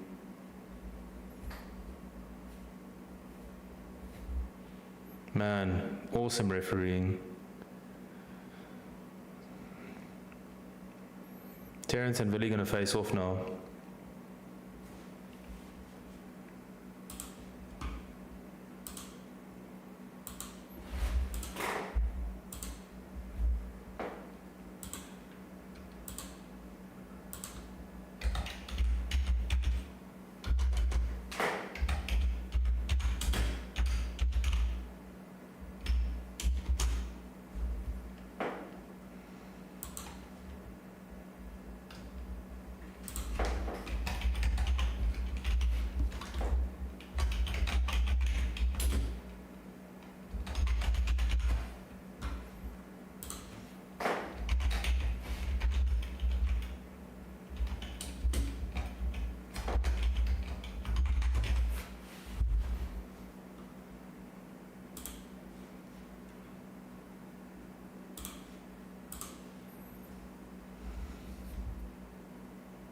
Where's the belt?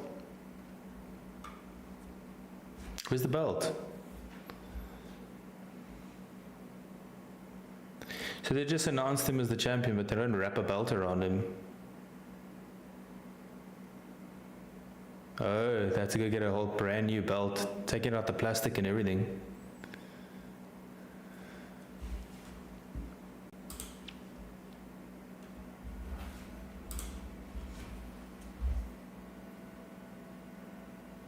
I've asked the EFC for a belt. I want to put a belt up here. I've got this picture here is with both of Iga Cabez's belts that he had. I want to get a UFC belt too.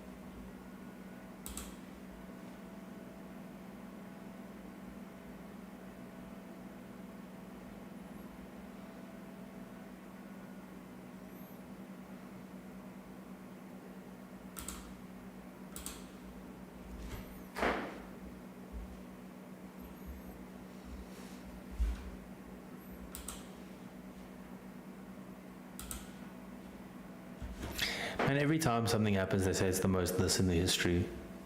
Chill, man.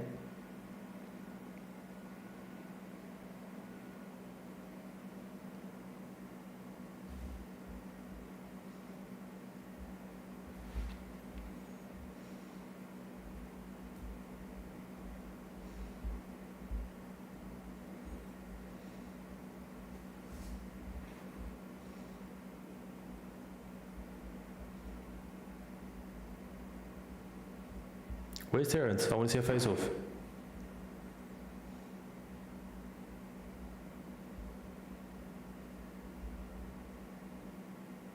What a performance, man. Jeez.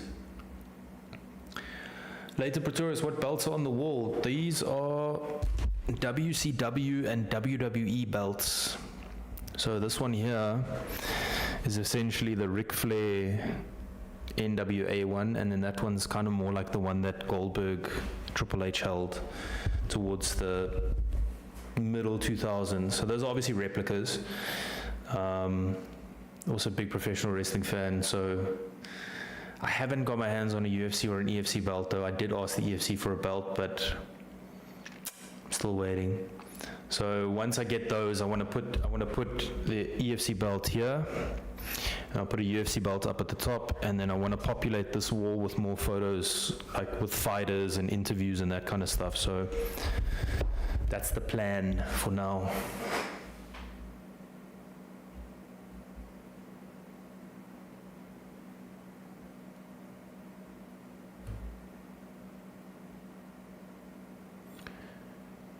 Ken Ochaba says, who wins? Villifan. Yes, Villifan Rowan won. Spectacular straight right knockout.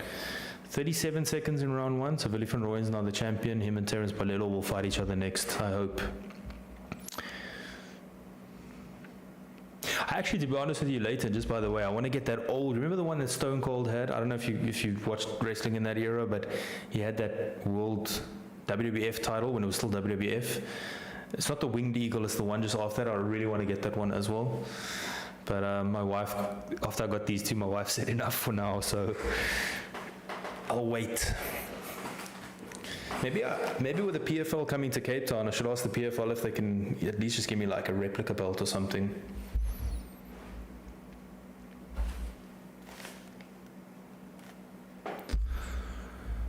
Who's this guy that they're talking to?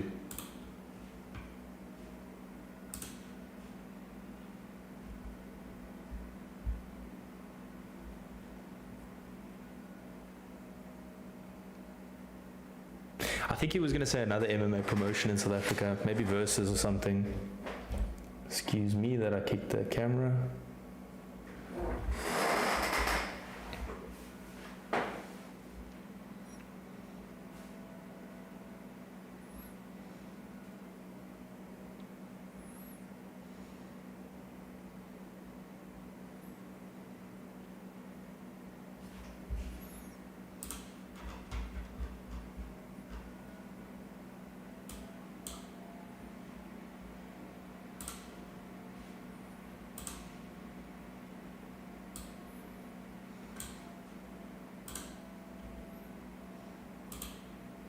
Okay, I'm gonna start the next poll.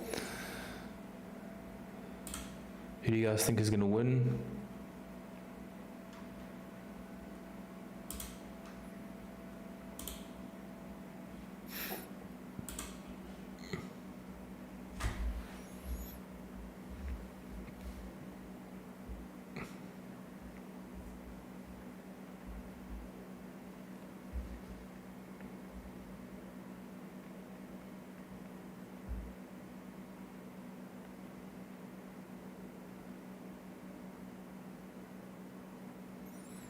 All right, they're hyping up the next part.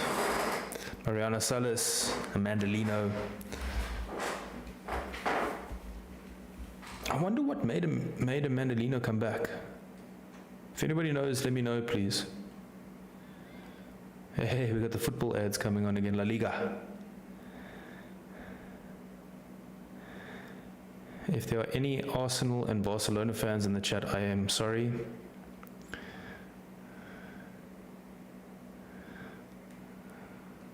What's happening, Delano? Man, did you watch the fights, Delano? There's been some bangers so far. I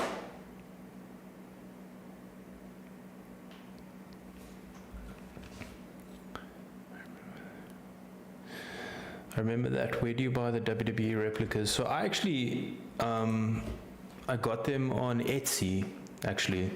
So the top one over here, my friend got on Etsy. And this bottom one, and so I bought it from him. And then, so actually, the reason I have two, I ordered this one from Etsy, and it took months, man. It was like 3 months in. And I don't think, I didn't think it was coming. So then my friend's like, just buy mine, because he went and bought a bunch of other ones, like AEW belts as well and stuff. And then I bought that one from him, and then this one came. I got a refund, by the way, for this one, and then it came anyway. So I was like, okay, well, I'm going to keep both, you know. So that's why I've got two. But yeah, Etsy's got some really good ones, and they're delivered to South Africa. Just make sure you read the ratings, though, because some of the ones are a little bit overpriced and a bit scammy. So just make sure you read the ratings. African Crypto Warlord says she has been in the dojo doing training with the public.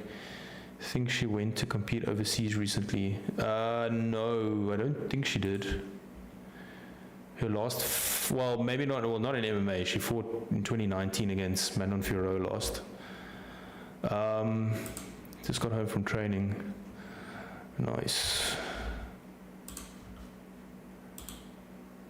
Yeah, go try find the highlights, Delano. There's been some bangers.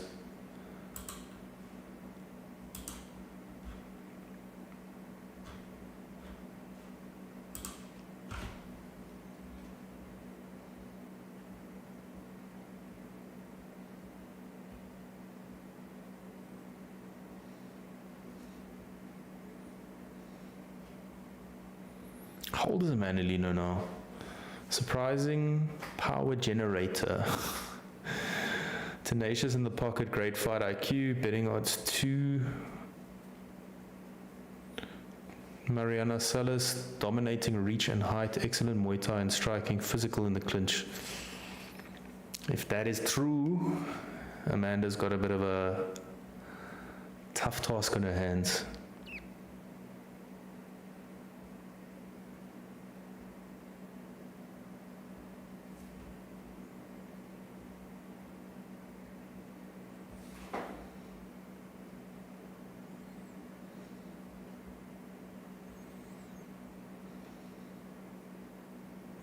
Like for the Brazilians, I wonder what benefit there is for winning the EFC title rather than trying to go in Brazil and win a title there. Are there just not that many promotions in Brazil for them to do it?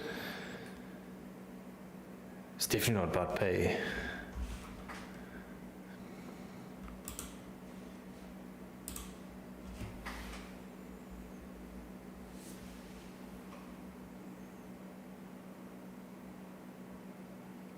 Shay, born in Westville.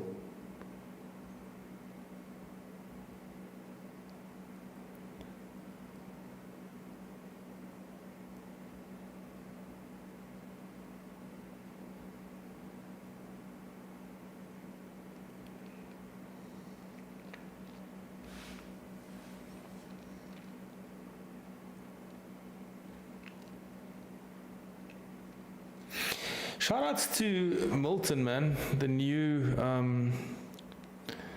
director at EFC, man. The production quality's definitely stepped up.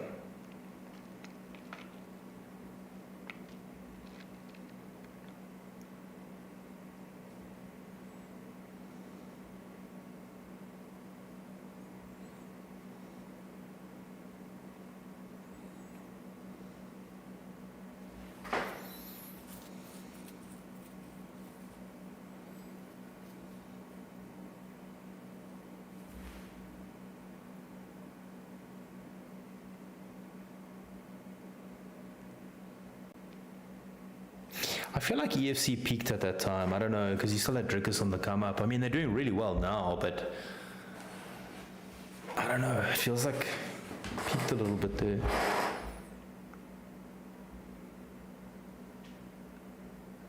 Stadium events or arena events. Bro, that whole team Manolino had was jerked.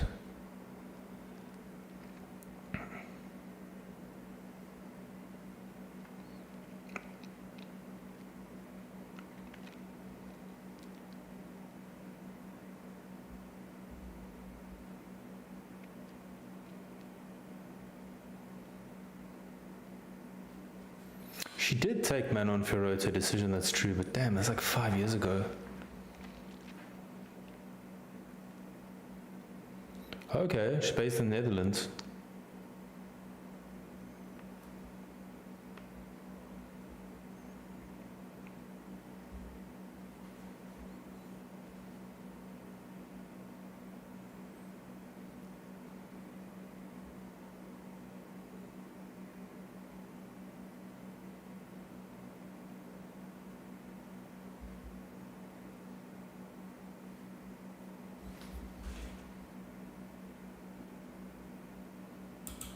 I did not expect, I expected Mariana Salas to have a bit of a deeper voice, I'll be honest.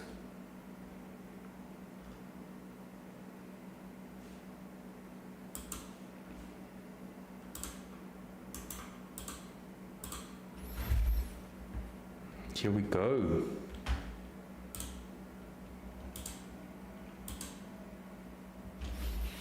Berg Souza says Murray wins the next fight. She could. I don't know how. It depends on how Amanda Lino comes back after all that time off. African Crypto Warlord says Mad Dog Lino. Lipe Sampao Kem Gang. I don't have a clue what that means, bro. Sorry. I'll translate that. No fala Português. I don't know if I said that right, but I don't speak Portuguese.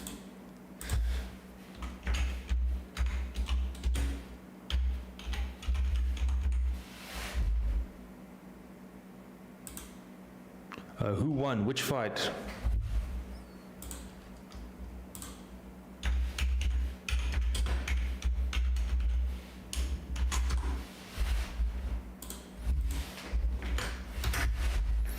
Okay, Luta. Is that how you say it? Luta, I remember from all the times of all the Brazilians that fought in the UFC.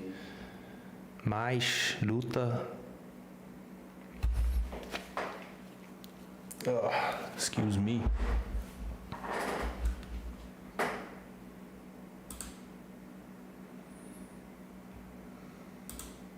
Here comes Mariana Salas.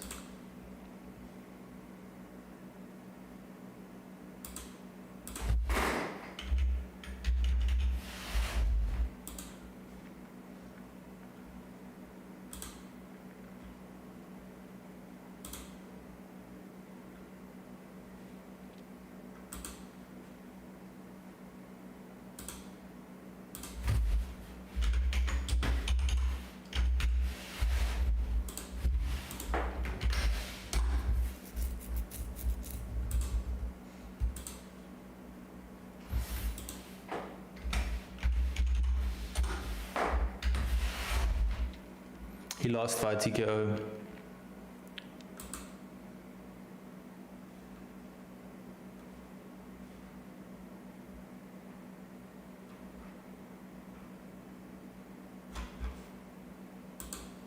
Actually, to make a video about the PFL coming to South Africa. Just haven't had the time to do it. What do you guys think? PFL in South Africa, good, bad, meh? Here comes Mandolino.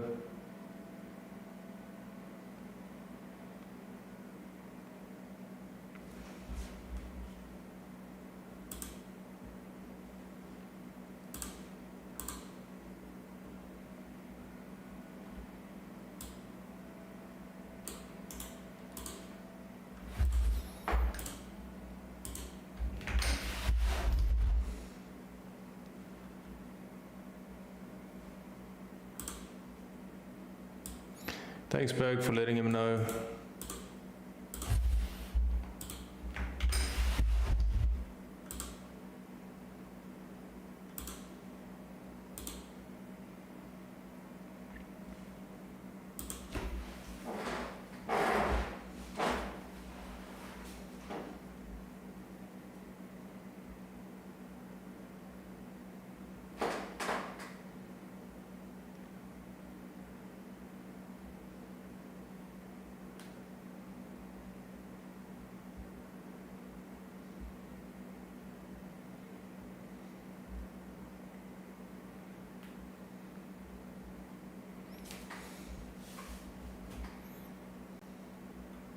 Knockout.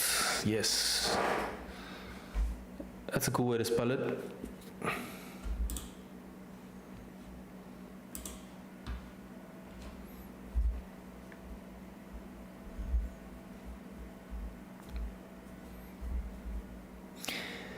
These guys said it's the best Amanda Lino they've ever seen. They have to say that. What are they going to say? It's not the best Amanda Lino they've ever seen. No, this is the worst Amanda Lino we've ever seen. Come on now.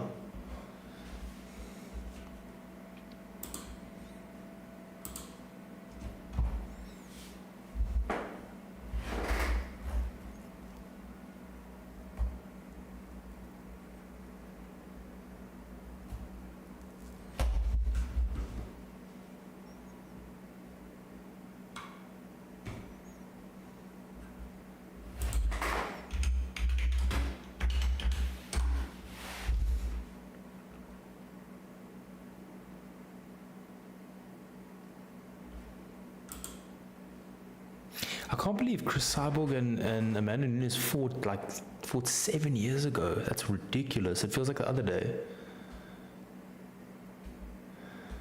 Chris Cyborg for me is the GOAT of women's MMA, honestly. I know Amanda Nunes beat her, but like Chris Cyborg's done it all.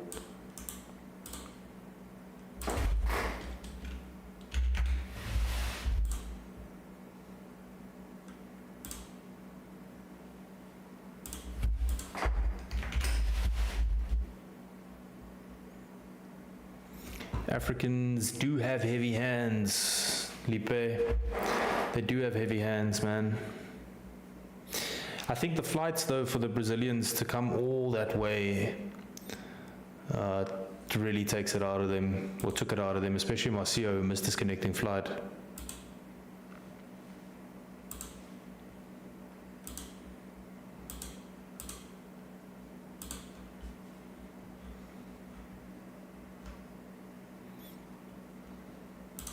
Okay, tail of the tape. Lino 34, 5'6", 66 inch reach. Mariana 25, 5'5", 65 inch reach. Silas looking primed and ready to go. What flag is that behind Silas? What region is that?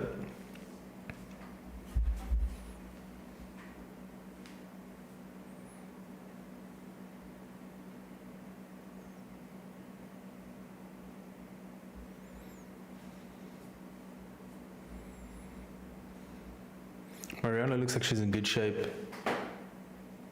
So does Amanda. Rio Grande. Is that the flag of the region?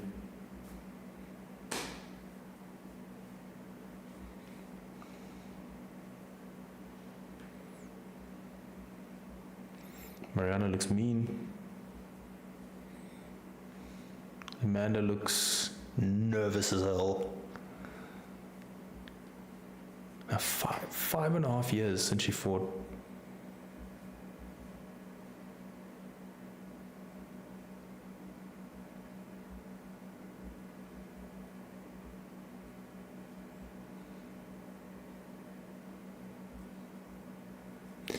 Wait, hold up. Is she still considered the bantamweight champion of the world after 5.5 years? Wasn't the title vacated? This referee does not look like he wants to be there.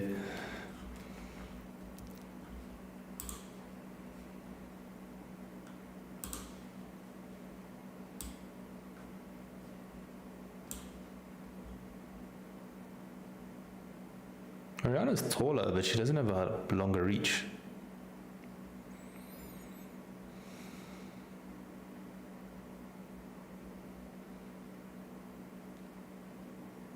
Okay, Lena wants to touch gloves. Mariana said nothing.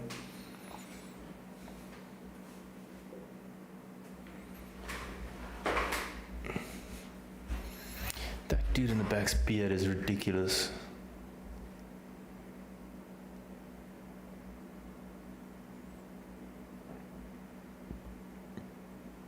Okay, now Amanda looks zoned in. Here we go. They do touch gloves. Lena throwing some nice leg kicks, keeping her distance. Silas catches the leg well and goes for an overhand right. Lino counter wrestling, nice, gets on top. Lino might have the power advantage here. Silas gets a guard, fairly high guard. Looking to throw her arm through for a triangle, but not.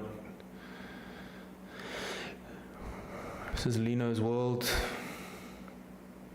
Amanda's throwing elbows from the bottom, but I'd like to just see her try to get into a better position rather. Those things just waste time. Delano says not making it past 2 rounds in his prediction. That's possible. That's definitely possible. Look, Amanda's style's always been to wear her opponents out. So if Salas is as tough as she looks, this could go fairly long, but it would be good to have a finish inside 2 rounds. Okay, so Amanda is looking for a modified Dagestani handcuff, excuse me, under the back. If she can get that, she can drop like mean lefts. Damn mosquito trying to bite my leg.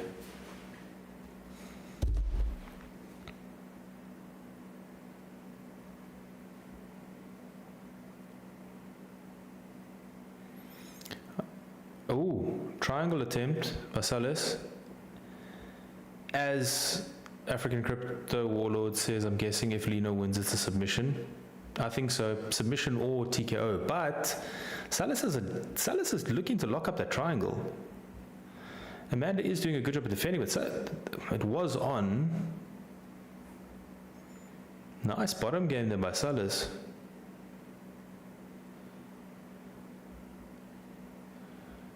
Amanda should be fine, but I'd like to see Salas try to control the head though, at least. There she's going for it again. Switched it wrong though. Berg Souza says Mari in round 3. Could be Mari in round 1, my man.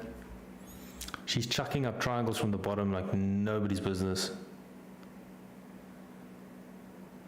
She needs to get her foot, obviously, get her foot under her knee, but Amanda's not out yet. Now she's Mariana switching it to an armbar. Nice. That looks on.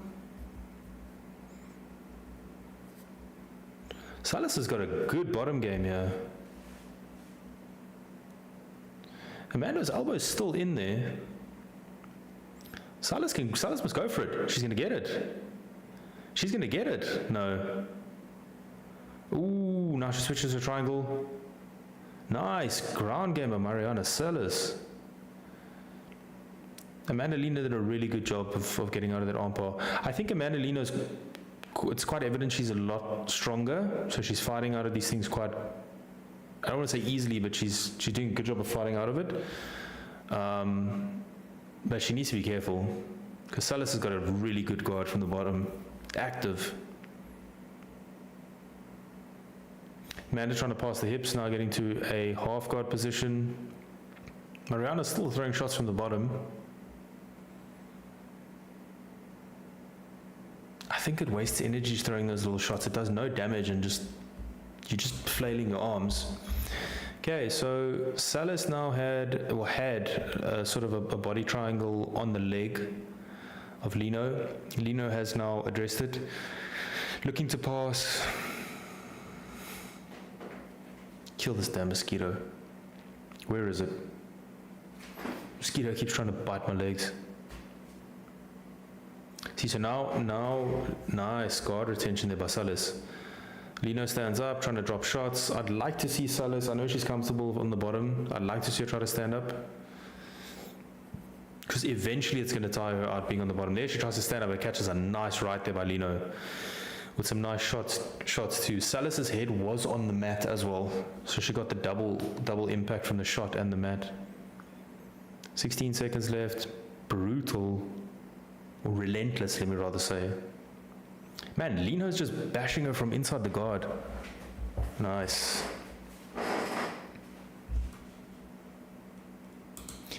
Definitely a dominant round for Amanda Lino. A 10-9. Thank you for subscribing. A 10-9, but she needs to be careful because Salas has got a slick ground game from the bottom. So Lino needs to now first pass the guard just to make sure she doesn't have that submission threat. But she was smacking her from inside the guard, so. It's a nice reversal there. Ah, she got the foot. Okay, she got her foot, that's why. I thought she powered through it, but she did catch the foot. She had an underhook on the one side and she caught her foot from half guard. That armbar looked tight. It was tight. I mean, Gareth McLean looked pretty worried there in the background.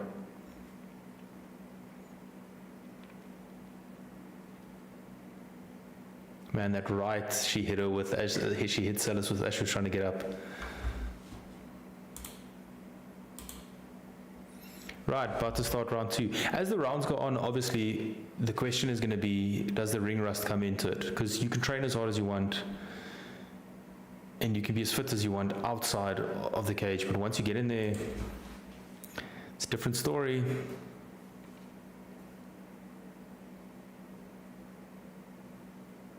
Salas is doing a great job of catching the kick and hitting it with the right. So the odds have switched. So they were. It was two. Lino had 2-to-1 odds, and Salas had 1.85. Now it's switched 1.75 and 2.05. Nice catch there by Salas. Nice takedown. Salas on her back. Let's see if she can attack some submissions now from the dominant position. African Crypto Warlord, are they going for 5 rounds? Yes, title fight's 5 rounds. So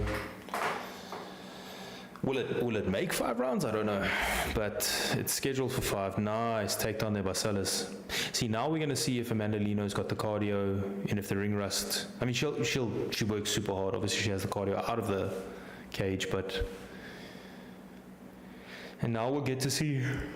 Excuse me. Now we'll get to see how well Salas implements her jiu-jitsu in a dominant position. Doing a good job so far. Lino trying to roll. Nice. She got her in a semi-crucifix.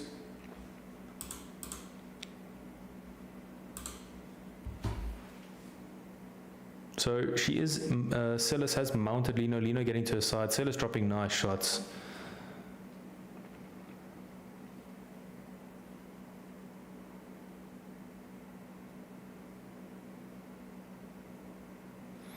Amanda is trying everything she can to get out from this bottom position, but Salas is doing a great job of pinning her down. So Amanda gets a half guard position now. Salas putting a lot of pressure, body, head.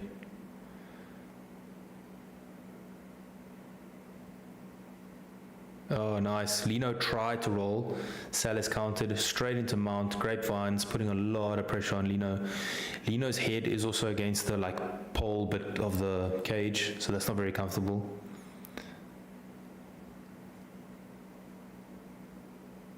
It takes a lot of energy when you try to sweep someone like that and it doesn't come through. So Salas is trapping her hand, and she's actually trapped both hands. Lino now climbing up against the fence to try to spin around, because Salas trapped it with her arm, and then she trapped her in a key lock position. Nice. Salas switches it. Lino switches, gets out.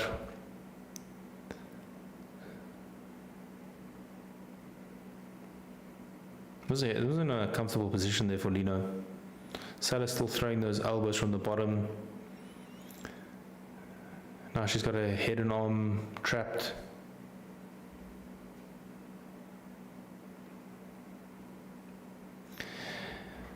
I think Salas should just take her time. Salas is looking again for that triangle, but now she's up. I'm going to go up on the leg, possibly.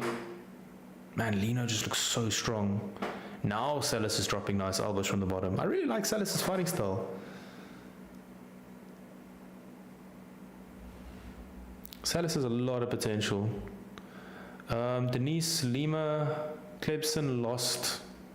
Knockout, lost. I think that's what you're asking, right?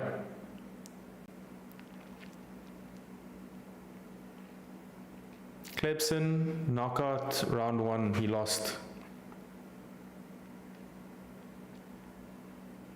Willie van Rooyen won by knockout, becomes new champion. Man, Amandalino's got heavy pressure. Cannot be fun to be stuck under there.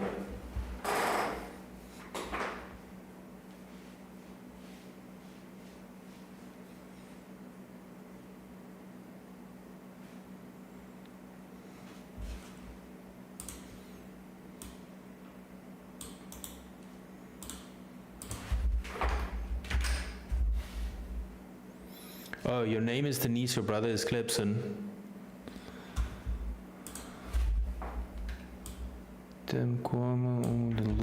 I don't know, sorry, I don't know what that means. I'm using Google Translate.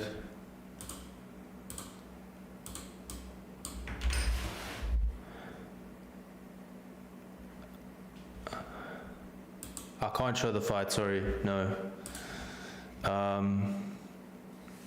EFC does have a streaming service. 12 seconds left. I don't know who won this round. Who do you guys think won this round? Because I think Amanda definitely did more damage, but Salas looks fresh, huh? She still looks good. She doesn't look tired.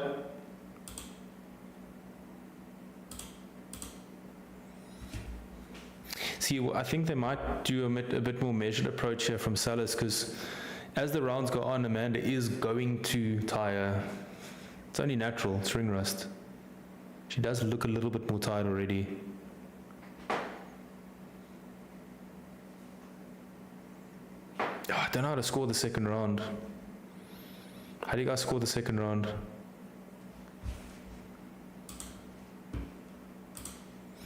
Don't know. Salas had a lot of good control time, but I think Amanda did more damage. So I would say 2 rounds to 0 for Amanda, but yeah.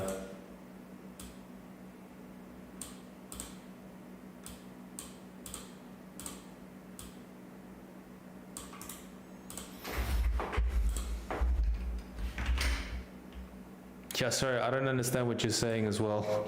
Denise, sorry, I don't... No fala português. Is that how you say it? Sorry.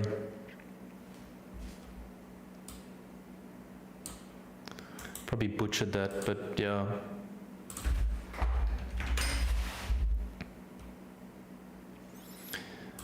Yeah.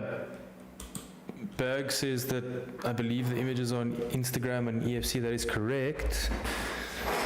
I don't know if the latest fights have been put up or not, but they're definitely there. They'll pop it on YouTube as well at a later stage, so if you want to watch it afterwards, they will definitely be on YouTube.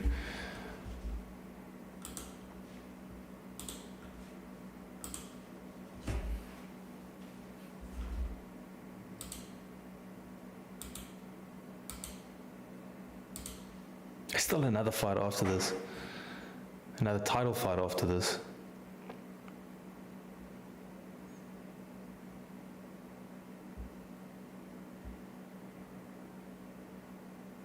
Man, they are swinging heavy leather.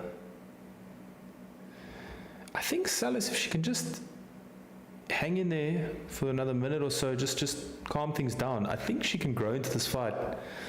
As I say that, Lino just chucks her to the ground, like completely ragdolls her to the ground.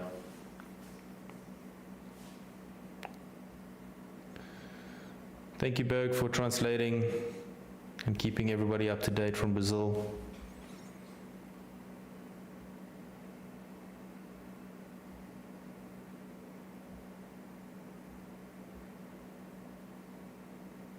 So Lino is now not a favorite anymore, even though she won that round. That's odd.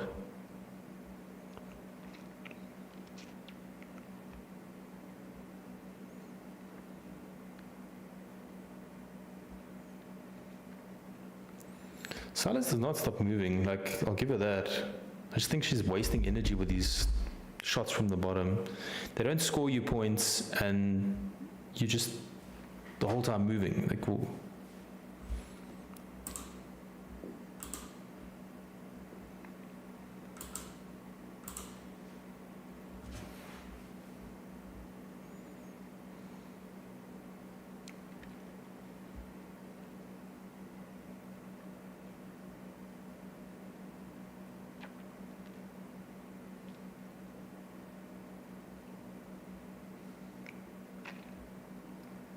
Nice upkick there by Salas.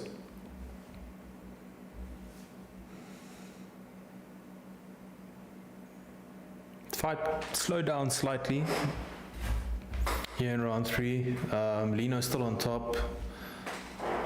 She has been on top pretty much from the beginning after she chucked her down, so more control time for Lino.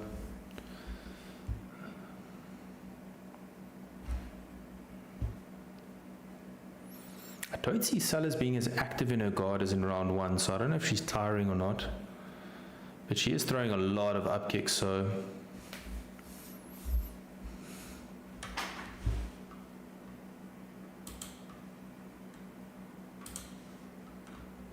Lino shooting in now. Salas is going for a guillotine. It'll be interesting to see if she can cinch it up. Okay, so now Lino's left the leg and addressed the guillotine.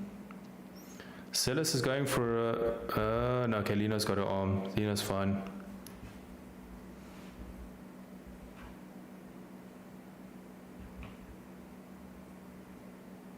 Like, I think Salas has a lot of potential. I think she's just made a couple of mistakes in this fight.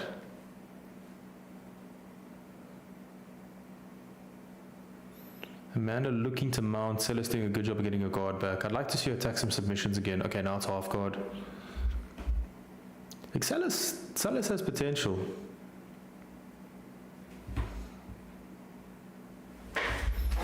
You set up straight here.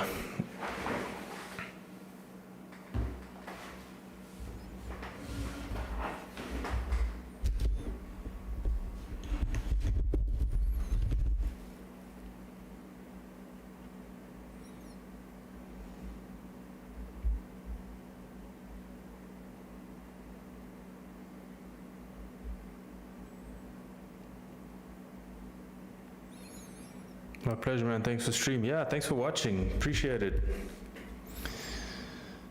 Nice by Salas. Salas needs to get up. Nice reversal by Salas. Okay, so now Salas has time to work. Salas needs to push. She needs to push the pace here. I think Amanda will tire. Salas throws a nice knee. Ooh, Salas hits up with the body kick. Ooh, nice. Salas might finish. Amanda Lina looked hurt, but... no, she's not. Jeez, like Amanda Lino's tough. Lino is very tough, man. That looked fairly hairy.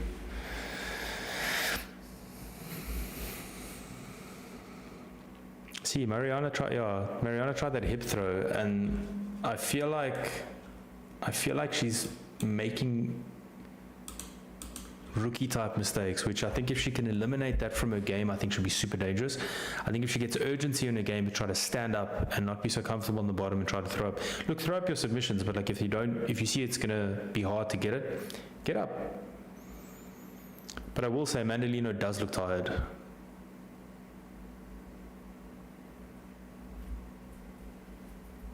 I do think that Lino took that round again, so I got a 3-0, but it could be 2-1.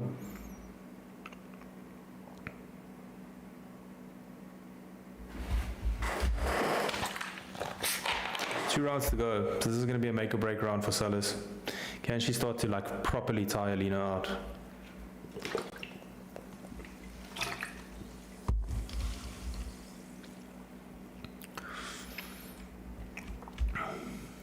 Albert, hoe gaan het? How's it going?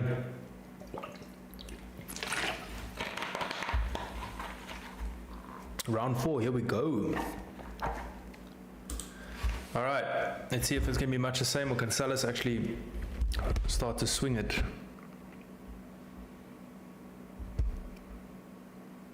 Yeah, Lino does still look pretty fresh. Not breathing that heavy. Update on the United score, 0-0. Appreciate it, man. I was wondering, bro. Listen, anything under 4 goals, a 4-goal lead, and if you've got United fans worrying, especially at Old Trafford. Almost fluffed a 2-goal lead the last game, the last round. Like I was actually raging that they didn't score more goals.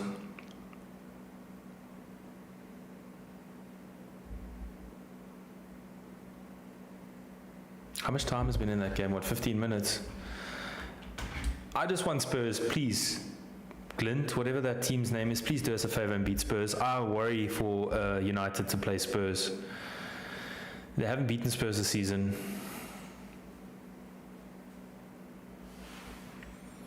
Nice job by Sellis. So she shot for a takedown. Lino stuffed it. Sellis got back up.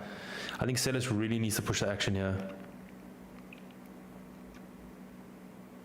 Yeah. How funny is that though, Albert? No, the United are about to finish like you win the Europa League, finishing 17th or 16th in the league. Europa League they qualified for by finishing 8th and winning the FA Cup. That's like choking the system. Damon Archery says, hey bro, what an event so far. Man, I agree. Like, finally Salas gets a hip toss. Like, finally, into Mount. I think Lino's tired. Yeah, what an event, man. From the first fight, Peace and Gopane really put on a good show against Yaku. Terence Balelo, man, that guy's already a star, but he's a future star in a global stage. Nice TKO victory, dominant win. Willy van Rooyen is also probably going to get a contender series fight.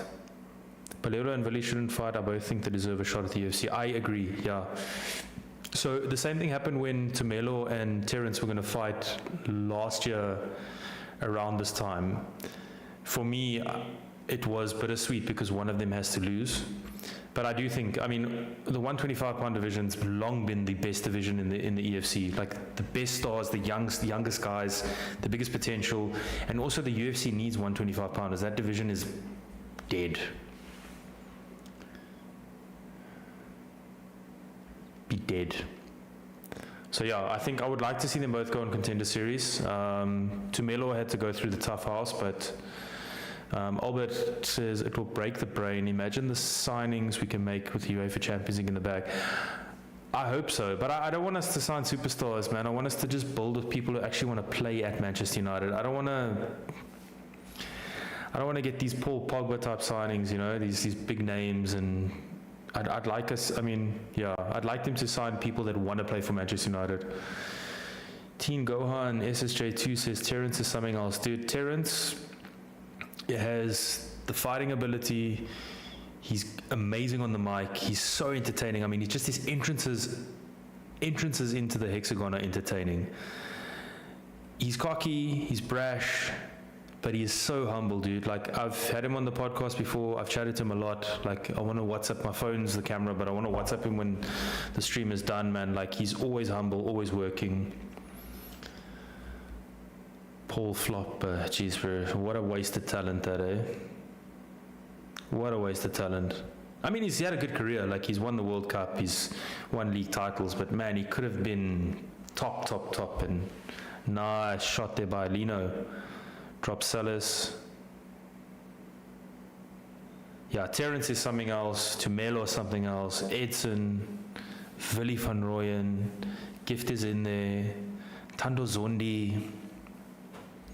The 125-pound division is absolutely stacked, and I think the EFC is doing what they can to try to get these guys overseas, but I think they need to do more. I think they need to showcase the 125-pound division more. I've told Graham multiple times, you need to have some sort of a tournament-style thing like you had for lightweight. The problem with that is that somebody has to lose, so people getting unnecessary losses on their records. So 125 pounds is where it's at. And actually 135 as well. Nice. Okay, Lena was grounded there. She got an up kick to the face, but close round. Close round.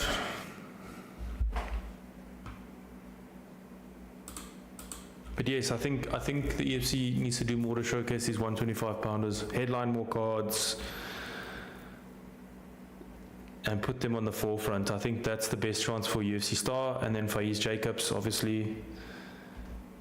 Have to watch main event now on the phone. I'm off. Thanks, Zach. Much appreciated, Albert. Sien you later.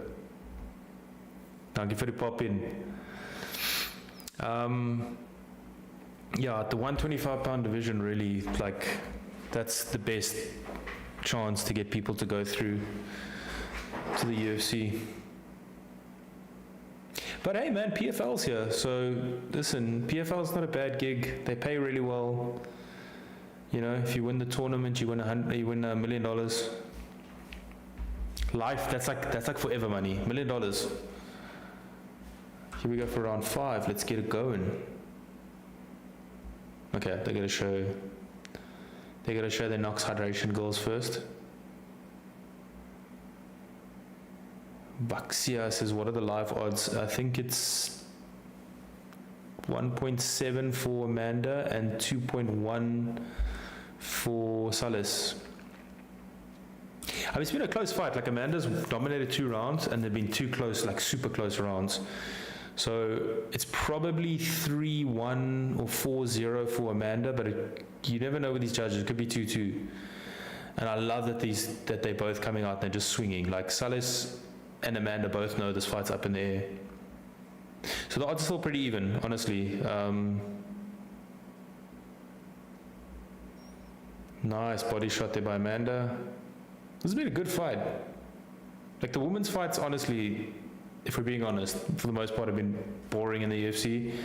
This fight has been anything but boring. These two are both stars. Nice right there by Lena. I like that Salis is pushing the action. She has to push the action. And as I say that, she goes and grapples. Why would you do that? You've been losing, and now she's going to try hip toss again. Stop trying the hip toss. It hasn't worked for like, and then she gets tripped again, Salis. So listen, Salis is good. I like Salis. She's got a bright future, but she's making rookie mistakes. Just a question for everybody in the chat. And it's probably an easier question to answer now, but Faiz Jacobs and Cameron Simon, if they had to fight right now, who would win that fight?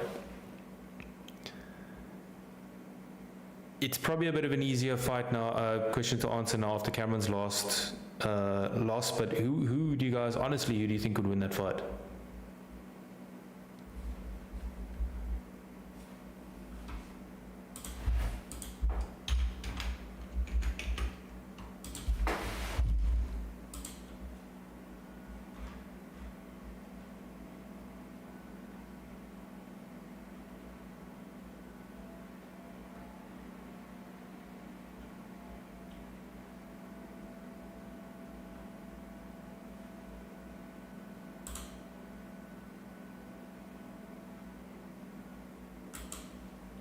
Okay, so now Amanda's back on top.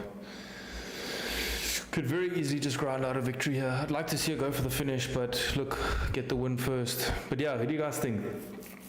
Faiz Jacobs or Cameron Simon?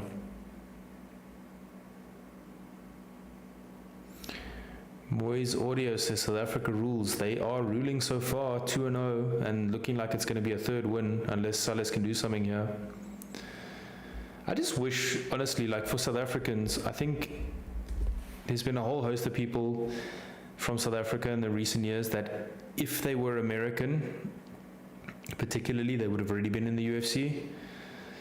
I just wonder that time, do you guys remember that time when Gareth McClellan and Ruan Potts and all those guys came over from the EFC to the UFC and all did really badly, like, let's be honest. I wonder if that scarred Dana from bringing anyone straight to the UFC. Moyes Audio says Cameron wins. I do think so. Even with people forget how good Cameron Simon was. It still is, but people forget how good he was in South Africa. He's dominant. He's only 24 still, but I do think Faiz should at least just get a shot maybe at like Contender Series, or there's so many steps between EFC and like even Contender Series that everyone always thinks straight Contender Series, but there's PFL, there's Brave, there's all these other organizations you can go fight at. There's KSW, there's Octagon now.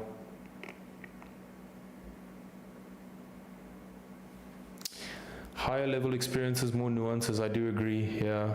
Faiz is just big though, eh? He's big for 135 and Cam is small for 135, but I do think skill-wise for sure, I think Cameron Simon is much more skilled, much more well-rounded. Confidence plays a big thing, momentum.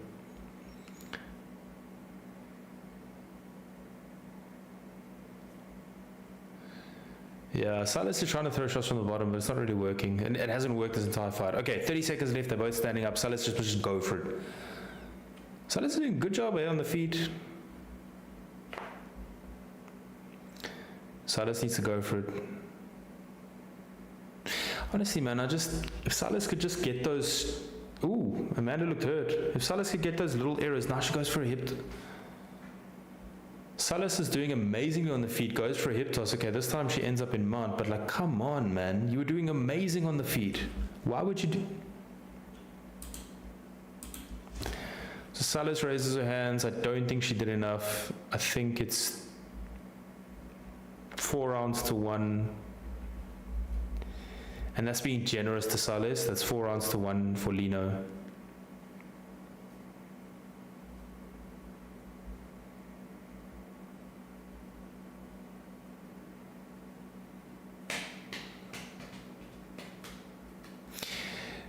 Do you guys think Cameron's going to stay in the UFC? Do you think they'll cut him? Because I think he'll stay. I think if they were going to cut him, they would have done it already. But and do you think he goes to 125?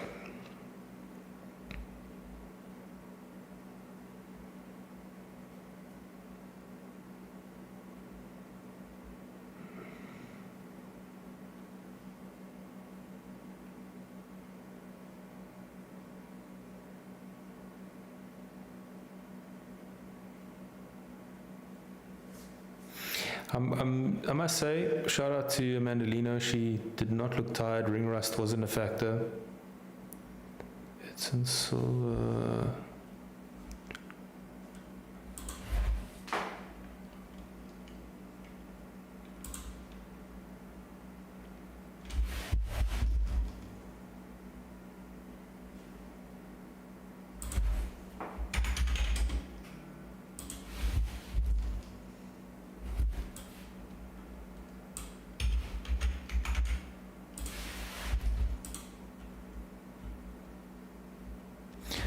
Edson Silva fight is up next.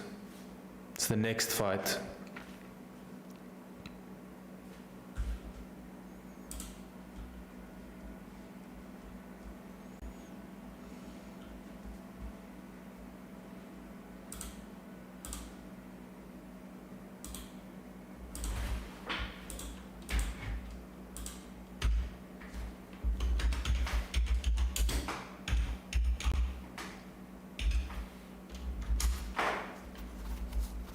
I don't know why the camera, that's so amateur. The camera and the production crew is like zooming in on what the judges have got. Like, what are you doing?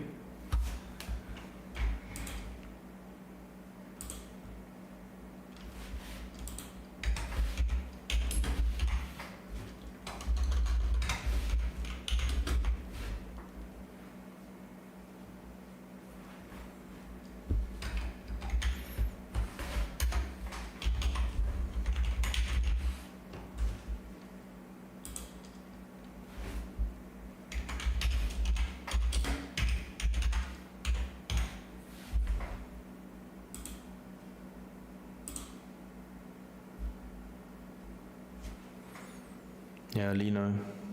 Should be.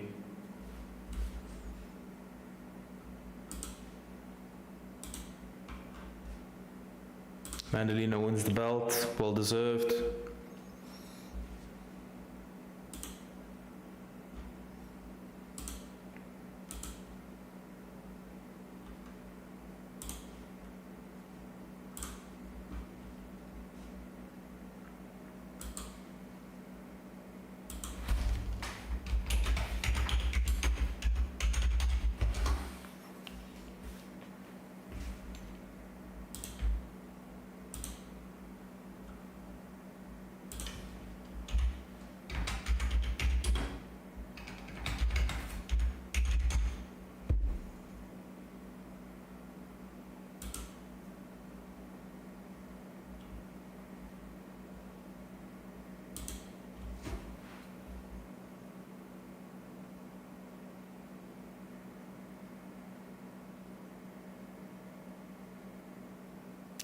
Durban accent's such an interesting thing because it sounds like she's saying fight and fart at the same time. Woman can fart. Woman can fart. It sounds like she's saying fart, but she's saying fight. It's like, it could be Mike or Mark. Mark. My name's Mark.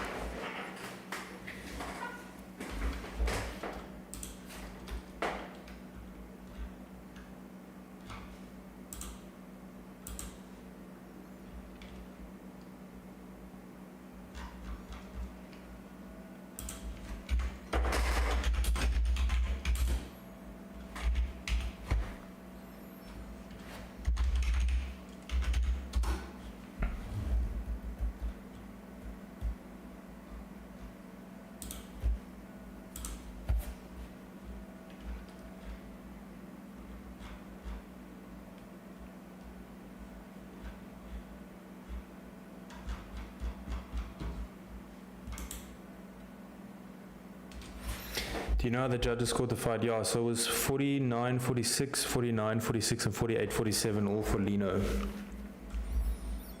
Unanimous decision.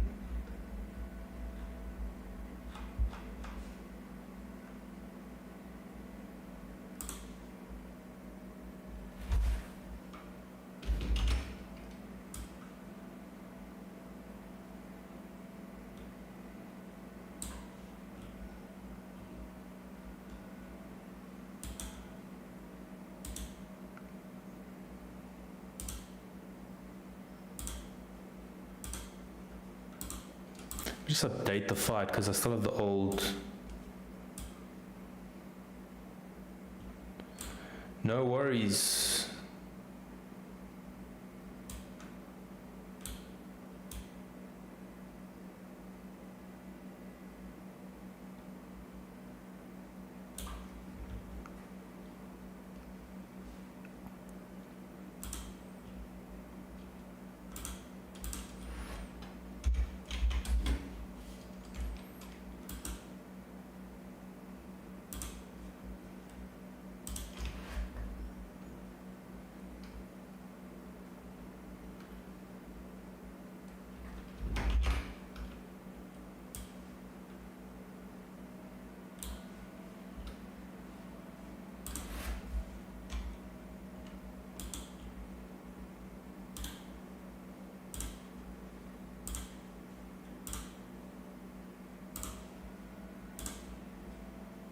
Okay, let's try to get a bit of a more of an updated. I'm sorry, guys. They don't have the updated card. So, spoegplak. My bad.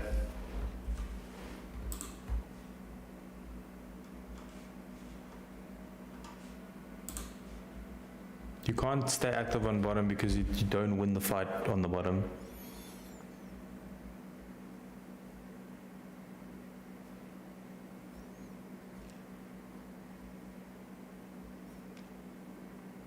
Yeah, I think Salas will be back. She just needs to eliminate those errors from her game, man. She did really stupid things.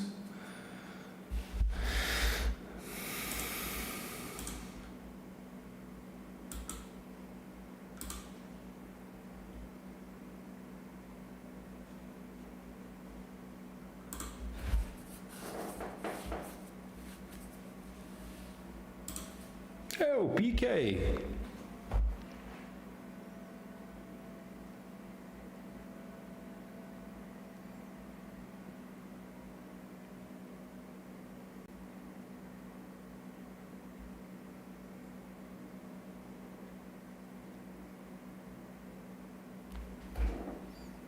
PK never won his last fight.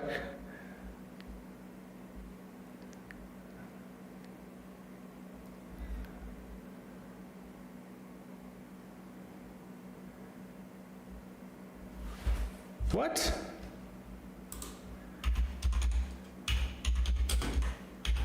I'm pretty sure PK lost his last fight. Like, he never won his...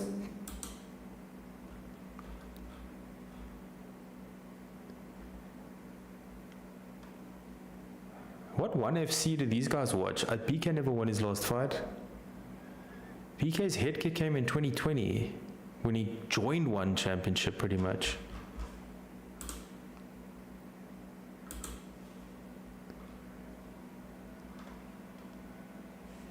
Anyways, I'll just throw a little advertisement on my own there. If you guys want to watch the BK Masunyani episode, it's on my channel. Go look under the podcast playlist. I asked them all these questions back in 2023, so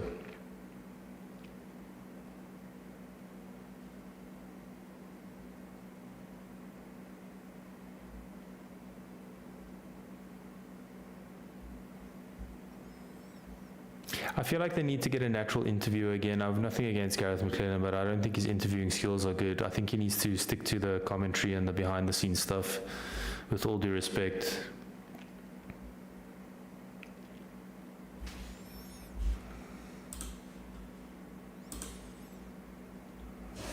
Like CS du Plessis just up and left EFC for some reason. Give me a second, I will be right back.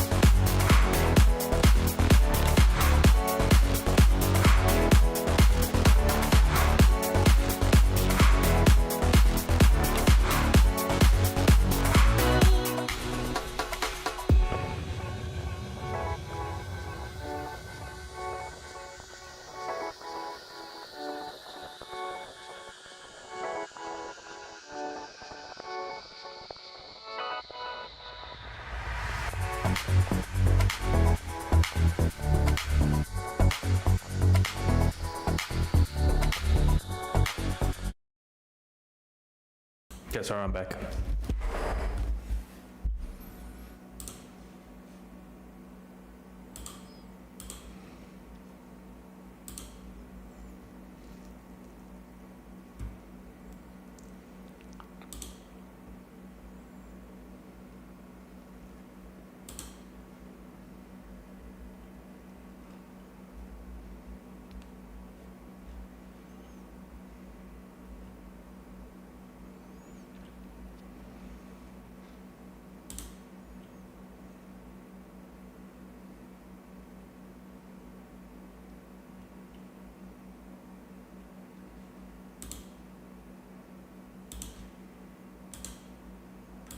Okay, let's have a look at an update on the Man United score.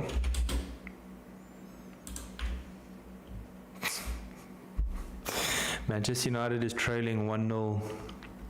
So 3-1 on aggregate. I told you, you got to be nervous. Anything in that 3-goal range for Manchester United is trouble.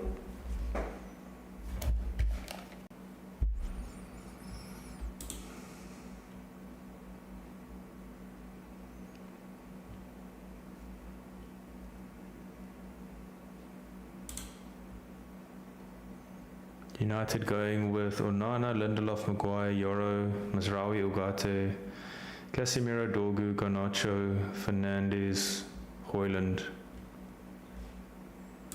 Okay. Hopefully United wins after this.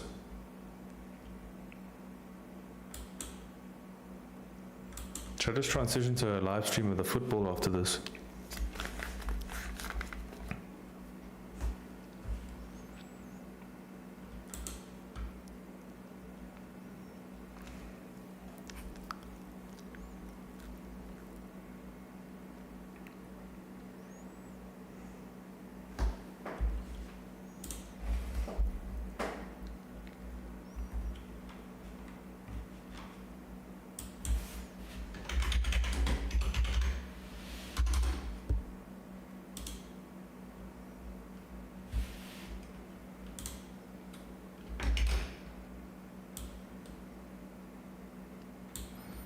I've got a better picture.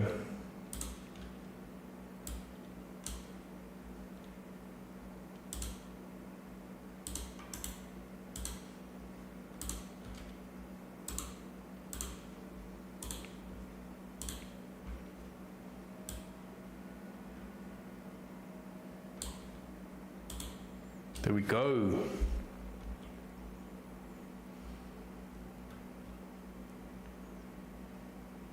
JC Lambrecht's like a trained killer. Literally. They do like special forces type stuff.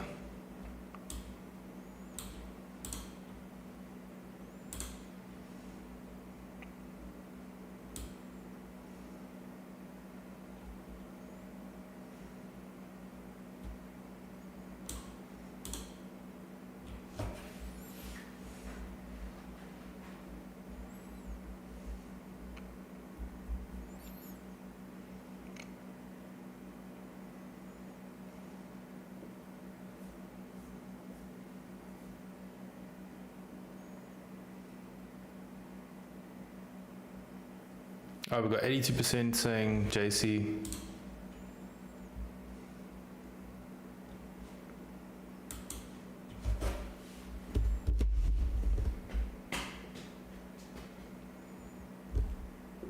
Lights, camera, action.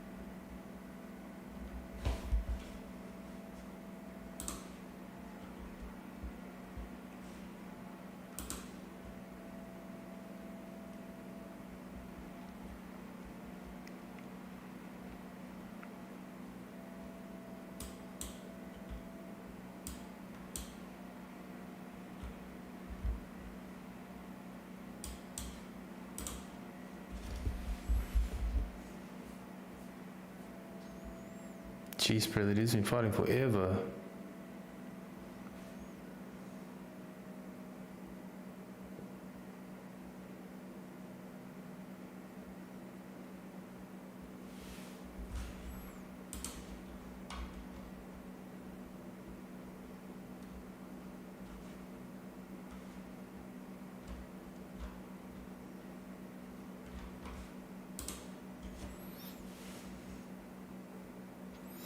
JC Lambrecht versus Dricus Duplessis was a beast of a fight.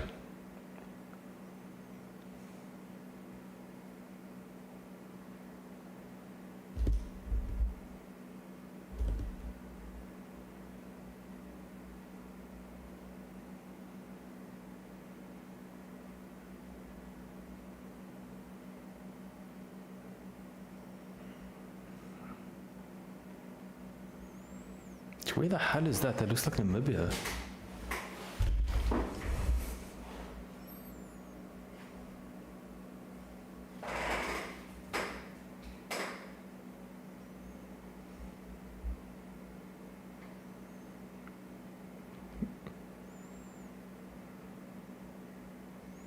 I've shot at that course. There's a video of it if you guys want to watch it. It's called Zulu Warrior.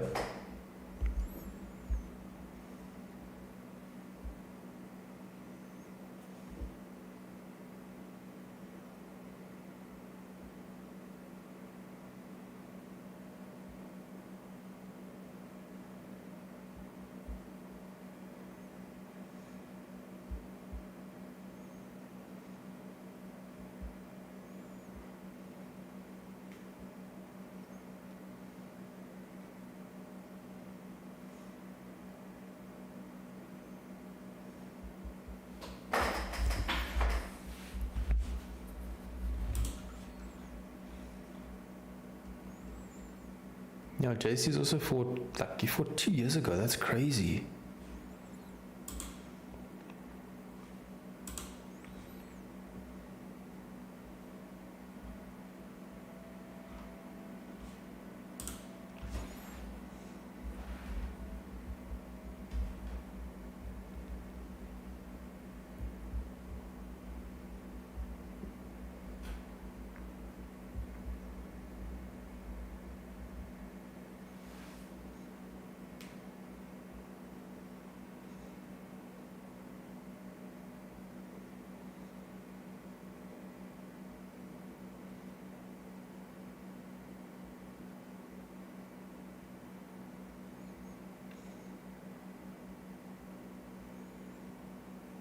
They only do the promo.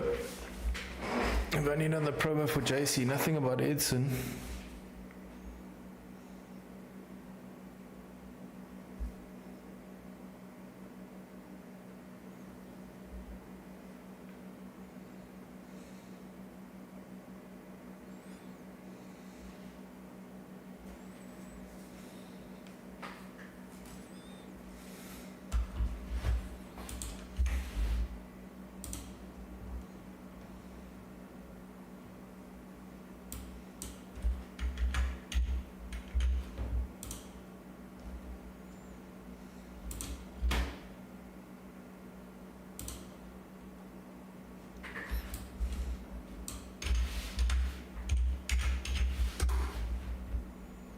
Okay, 0-0 in the Spurs game. Come on, Bodo Glimt.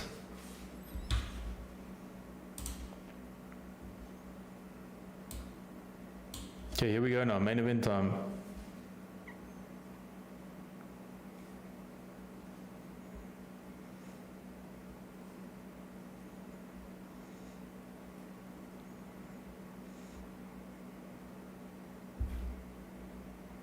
I was going to say, is Edson walking out alone? But no, there's his team.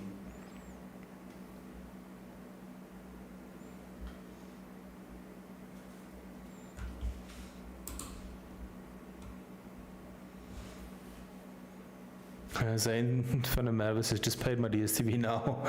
Have to wait till tomorrow to watch. Unlucky.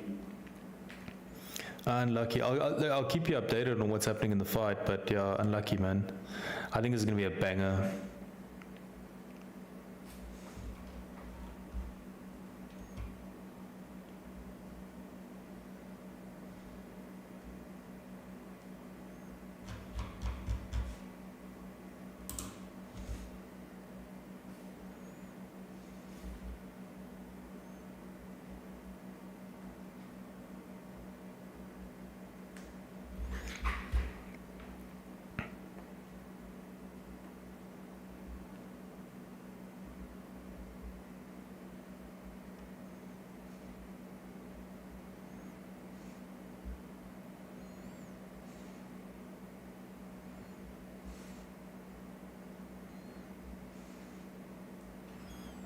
I don't think this fight is going the distance.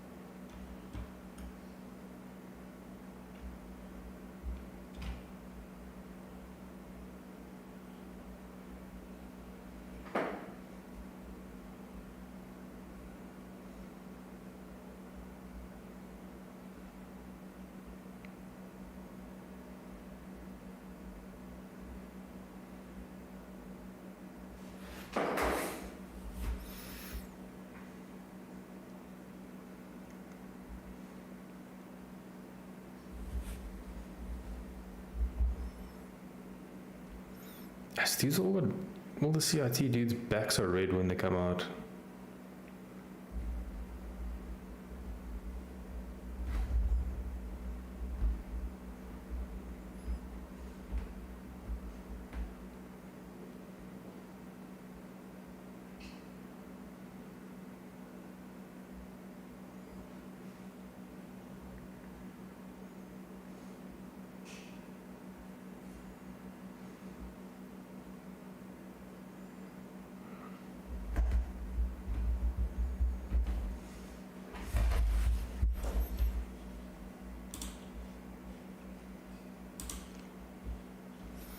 Alright, Jesse up in the prep area, getting prepped.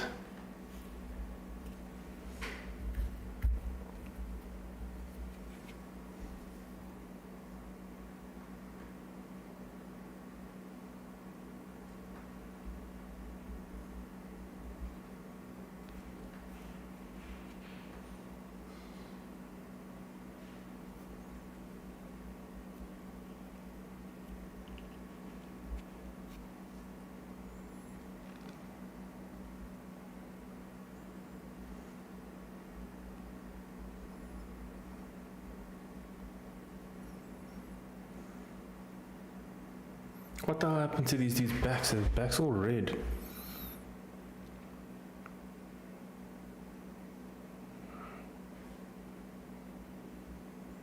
Africa's greatest light... No, he's not the greatest light heavyweight of the modern era, sorry. That would be Champion Dolce, sir.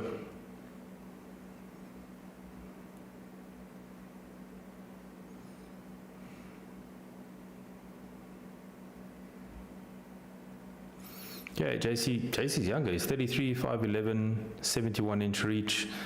Edson 34, 6'1", 73-inch reach.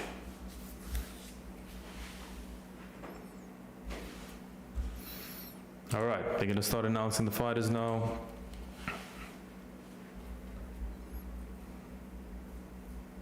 They have not stopped staring at each other from across the hex.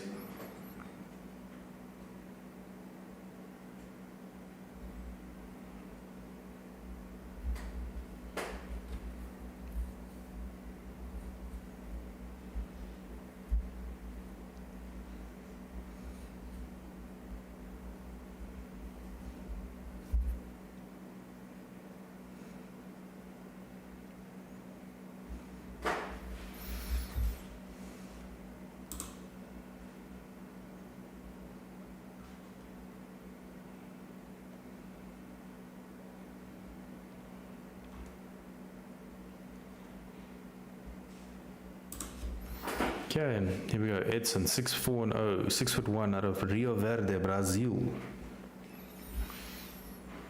202 pounds.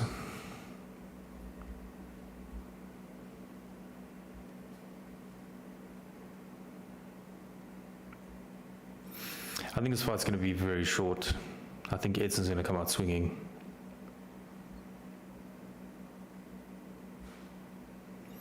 JC 5'2" 5'11", fighting out of Pretoria, South Africa.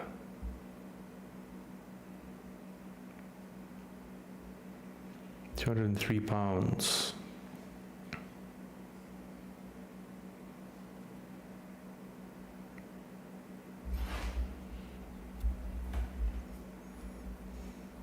Okay, they're agreeing to attach the gloves. Let's see if they do it. Referee Vickers Swart, please don't over-ref this one. Let them fight.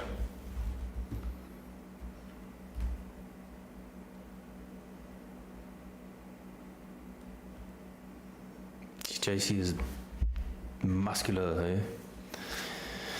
Seen him in real life, dude. He doesn't look like a light heavyweight. He doesn't look like he weighs 203 pounds. He looks much bigger. All right, round one about to start.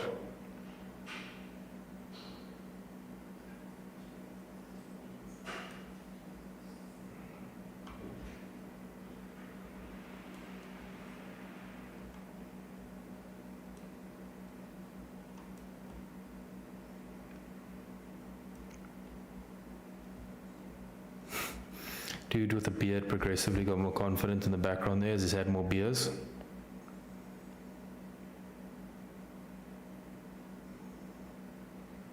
Here we go. That glove touch may as well have just been the first jab.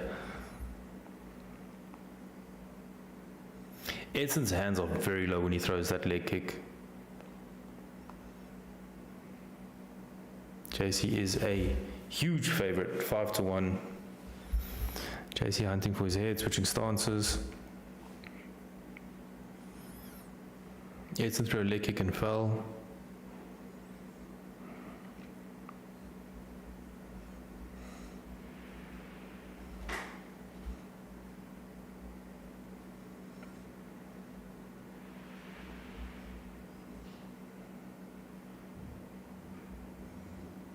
JC's throwing a lot of feints.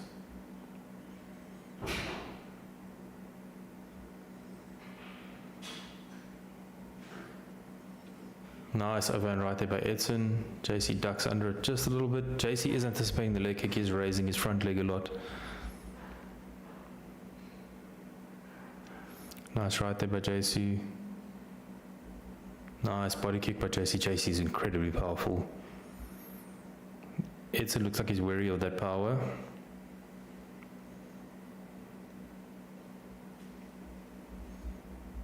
Nice body kick there by JC, like completely rocks Edson back into the cage.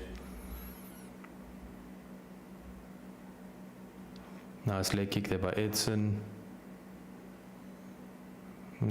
Very telegraphed head kick there by Edson.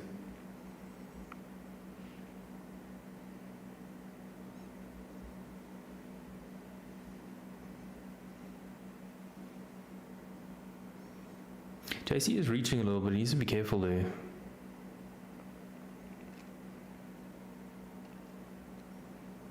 Edson's kicks are very telegraphed.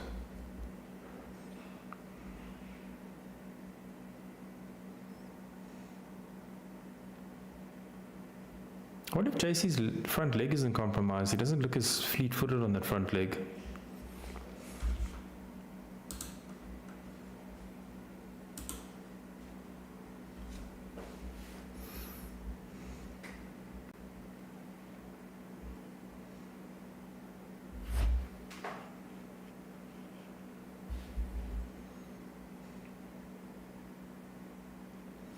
I'd like to see Edson throw some more leg kicks to that lead leg, because I do think JC's lead leg is compromised. It does look compromised. He's not very springy on that lead leg.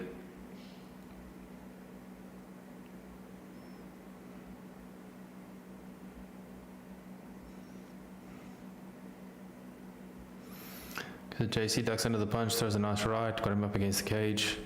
Might look to shoot. Edson's countering well though.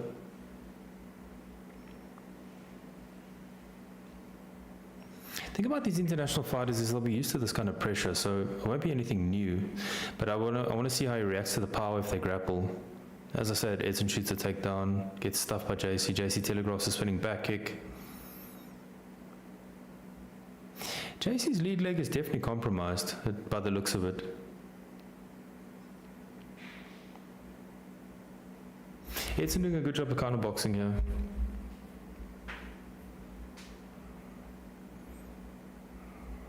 Edson doing well so far. Yeah, JC's lead leg is bruised up, it's definitely compromised.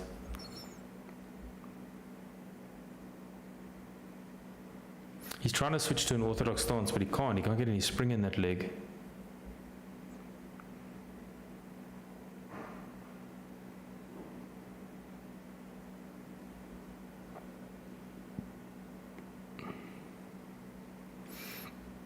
Edson needs to throw more of those leg kicks to the lead leg. Very telegraphed head kick. JC ducks under, stuffs him to the ground. Now we'll see if Edson can handle the power. JC throwing nice elbows on a guillotine. CRT team has got some strong guillotines. He could finish it here. Okay, as I said, he leaves it. Now he's going for a standing guillotine. That's a tight guillotine. 10 seconds left. Taps. That is, I told you, those guillotines in the CIT team is ridiculous. Ridiculous. 4-0 to South Africa. JC Lamprak still the champion. Retains his title. I felt the CIT guillotine from Drickus himself. It is not fun. It is on and it's on quick. Thank you for subscribing. It is on quick. It's hard to fight.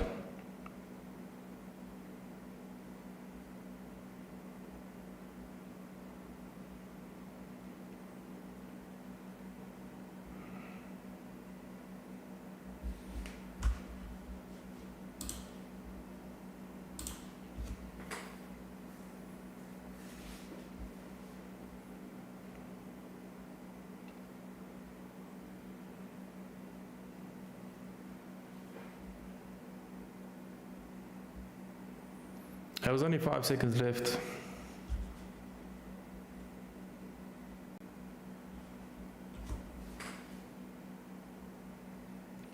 So, South Africa 4, Brazil 0. I hope the world takes notice. South Africans get some more opportunities.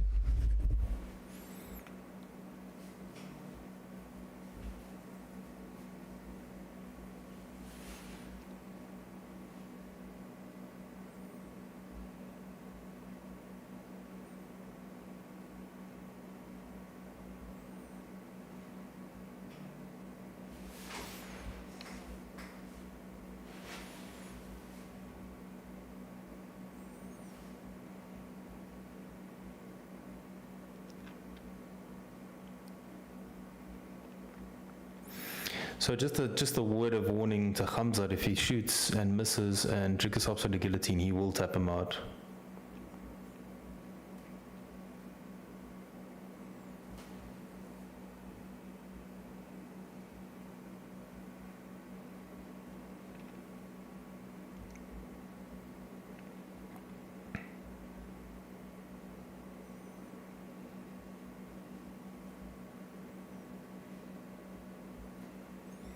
There you have it, ladies and gentlemen. Another win for South Africa. Thank you for subscribing.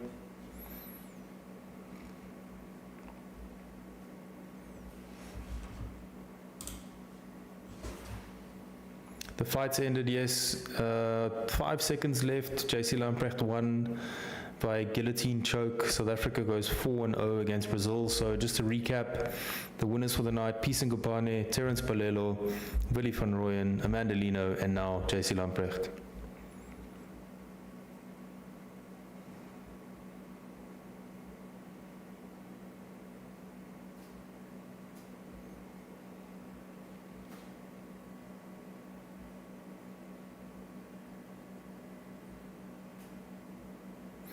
JC's left leg does look a lot smaller than his right leg. I wonder if he hasn't got some sort of an injury or something like that. His left leg's definitely atrophied versus the right one.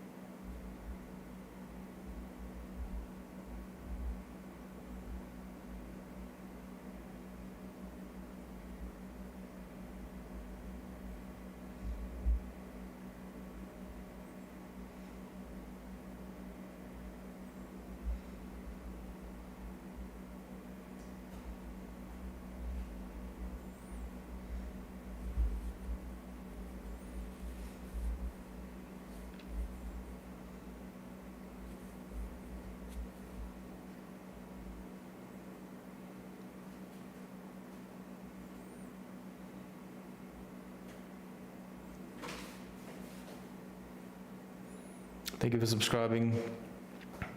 EFC needs to get more international fighters like this. This was the best event in a while, man. 100% agree with you. They definitely need to do it. I think a lot of Brazilians will come, particularly for the opportunity. I'd love to see more international fights like this, because what it will do is it will bring more exposure to the South African fighters, particularly if they win, and to the EFC themselves. I mean, Klebson was fighting in LFA, was being looked at by the UFC, and Willie goes and puts him away like that. That brings massive amount of eyes onto Willie. 22-year-old kid. I mean, definitely the world at his feet.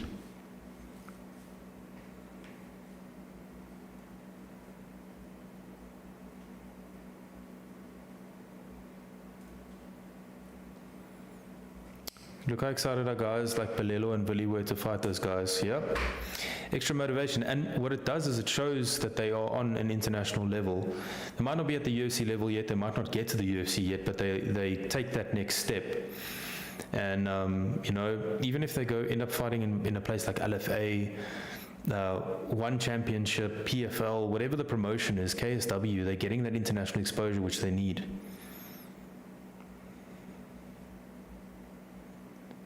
Sorry, I thought he was talking about his leg being compromised, but I 100% agree with you. I mean, people are hyped for this card. People from Brazil are watching this. They have to do more of these.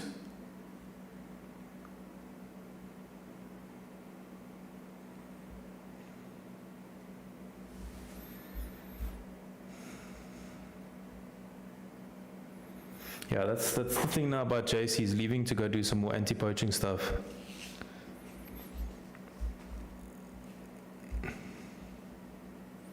Stefan De La Rey's crying.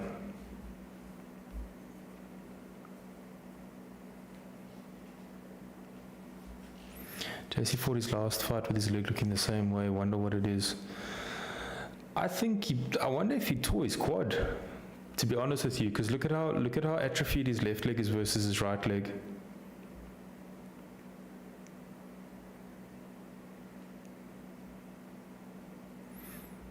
I'm just listening to what he's saying. Yeah, it was clearly compromised as well at the beginning of the fight. He was limping a lot on that leg, and he didn't have that spring in his step. So, I mean, he still looked really good. It's just very noticeable on that left leg.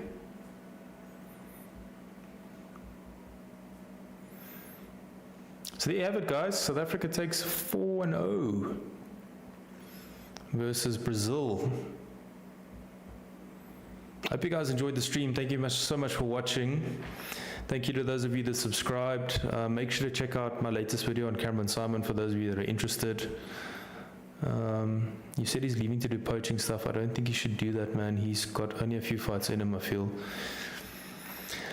Yeah, look, so when I went up to Johannesburg in October, we did a video with Ntando Zondi, and we went to actually a shooting range with one of his, they've got they train people in shooting. He's got a company with another guy that also fights. I think he also trains at CIT. And when we went there, he was away doing anti-poaching stuff as well, or doing work. I don't know exactly what work it was, because he does a variety of stuff, and I just think that's probably his calling. I mean, he probably just feels like that's what he needs to do in life, and fighting is just an extra. But I do agree with you, man. He's 34. He's only got a couple of fights left. Maybe all the anti-poaching stuff pays well, and this doesn't pay. I don't know. But I mean, look, the times that he's away, he's still training, but it's not the same as being full-time into this, as your job. So I would like to see him fight more regularly, but he literally just said he's got to go away for work, and that's going to dictate when he defends his title. So I don't think we'll be seeing him anytime soon. I hope that's not the case, but it seems like we won't be seeing him for a long time. Zakir Badat, impressive performance against Luke Michael last time out. That's the next fight. Excuse me. But yeah, I hope you guys enjoyed that stream. Thank you so much for watching. Thank you so much for engaging, subscribing. I'm going to be streaming UFC 314 this weekend. So if you guys want to have a look, I'm going to be doing the main card again. So yes, come pop in, come say hi. Let's watch some good fights together. And yeah, thanks a lot for watching again, guys. See you for the next one.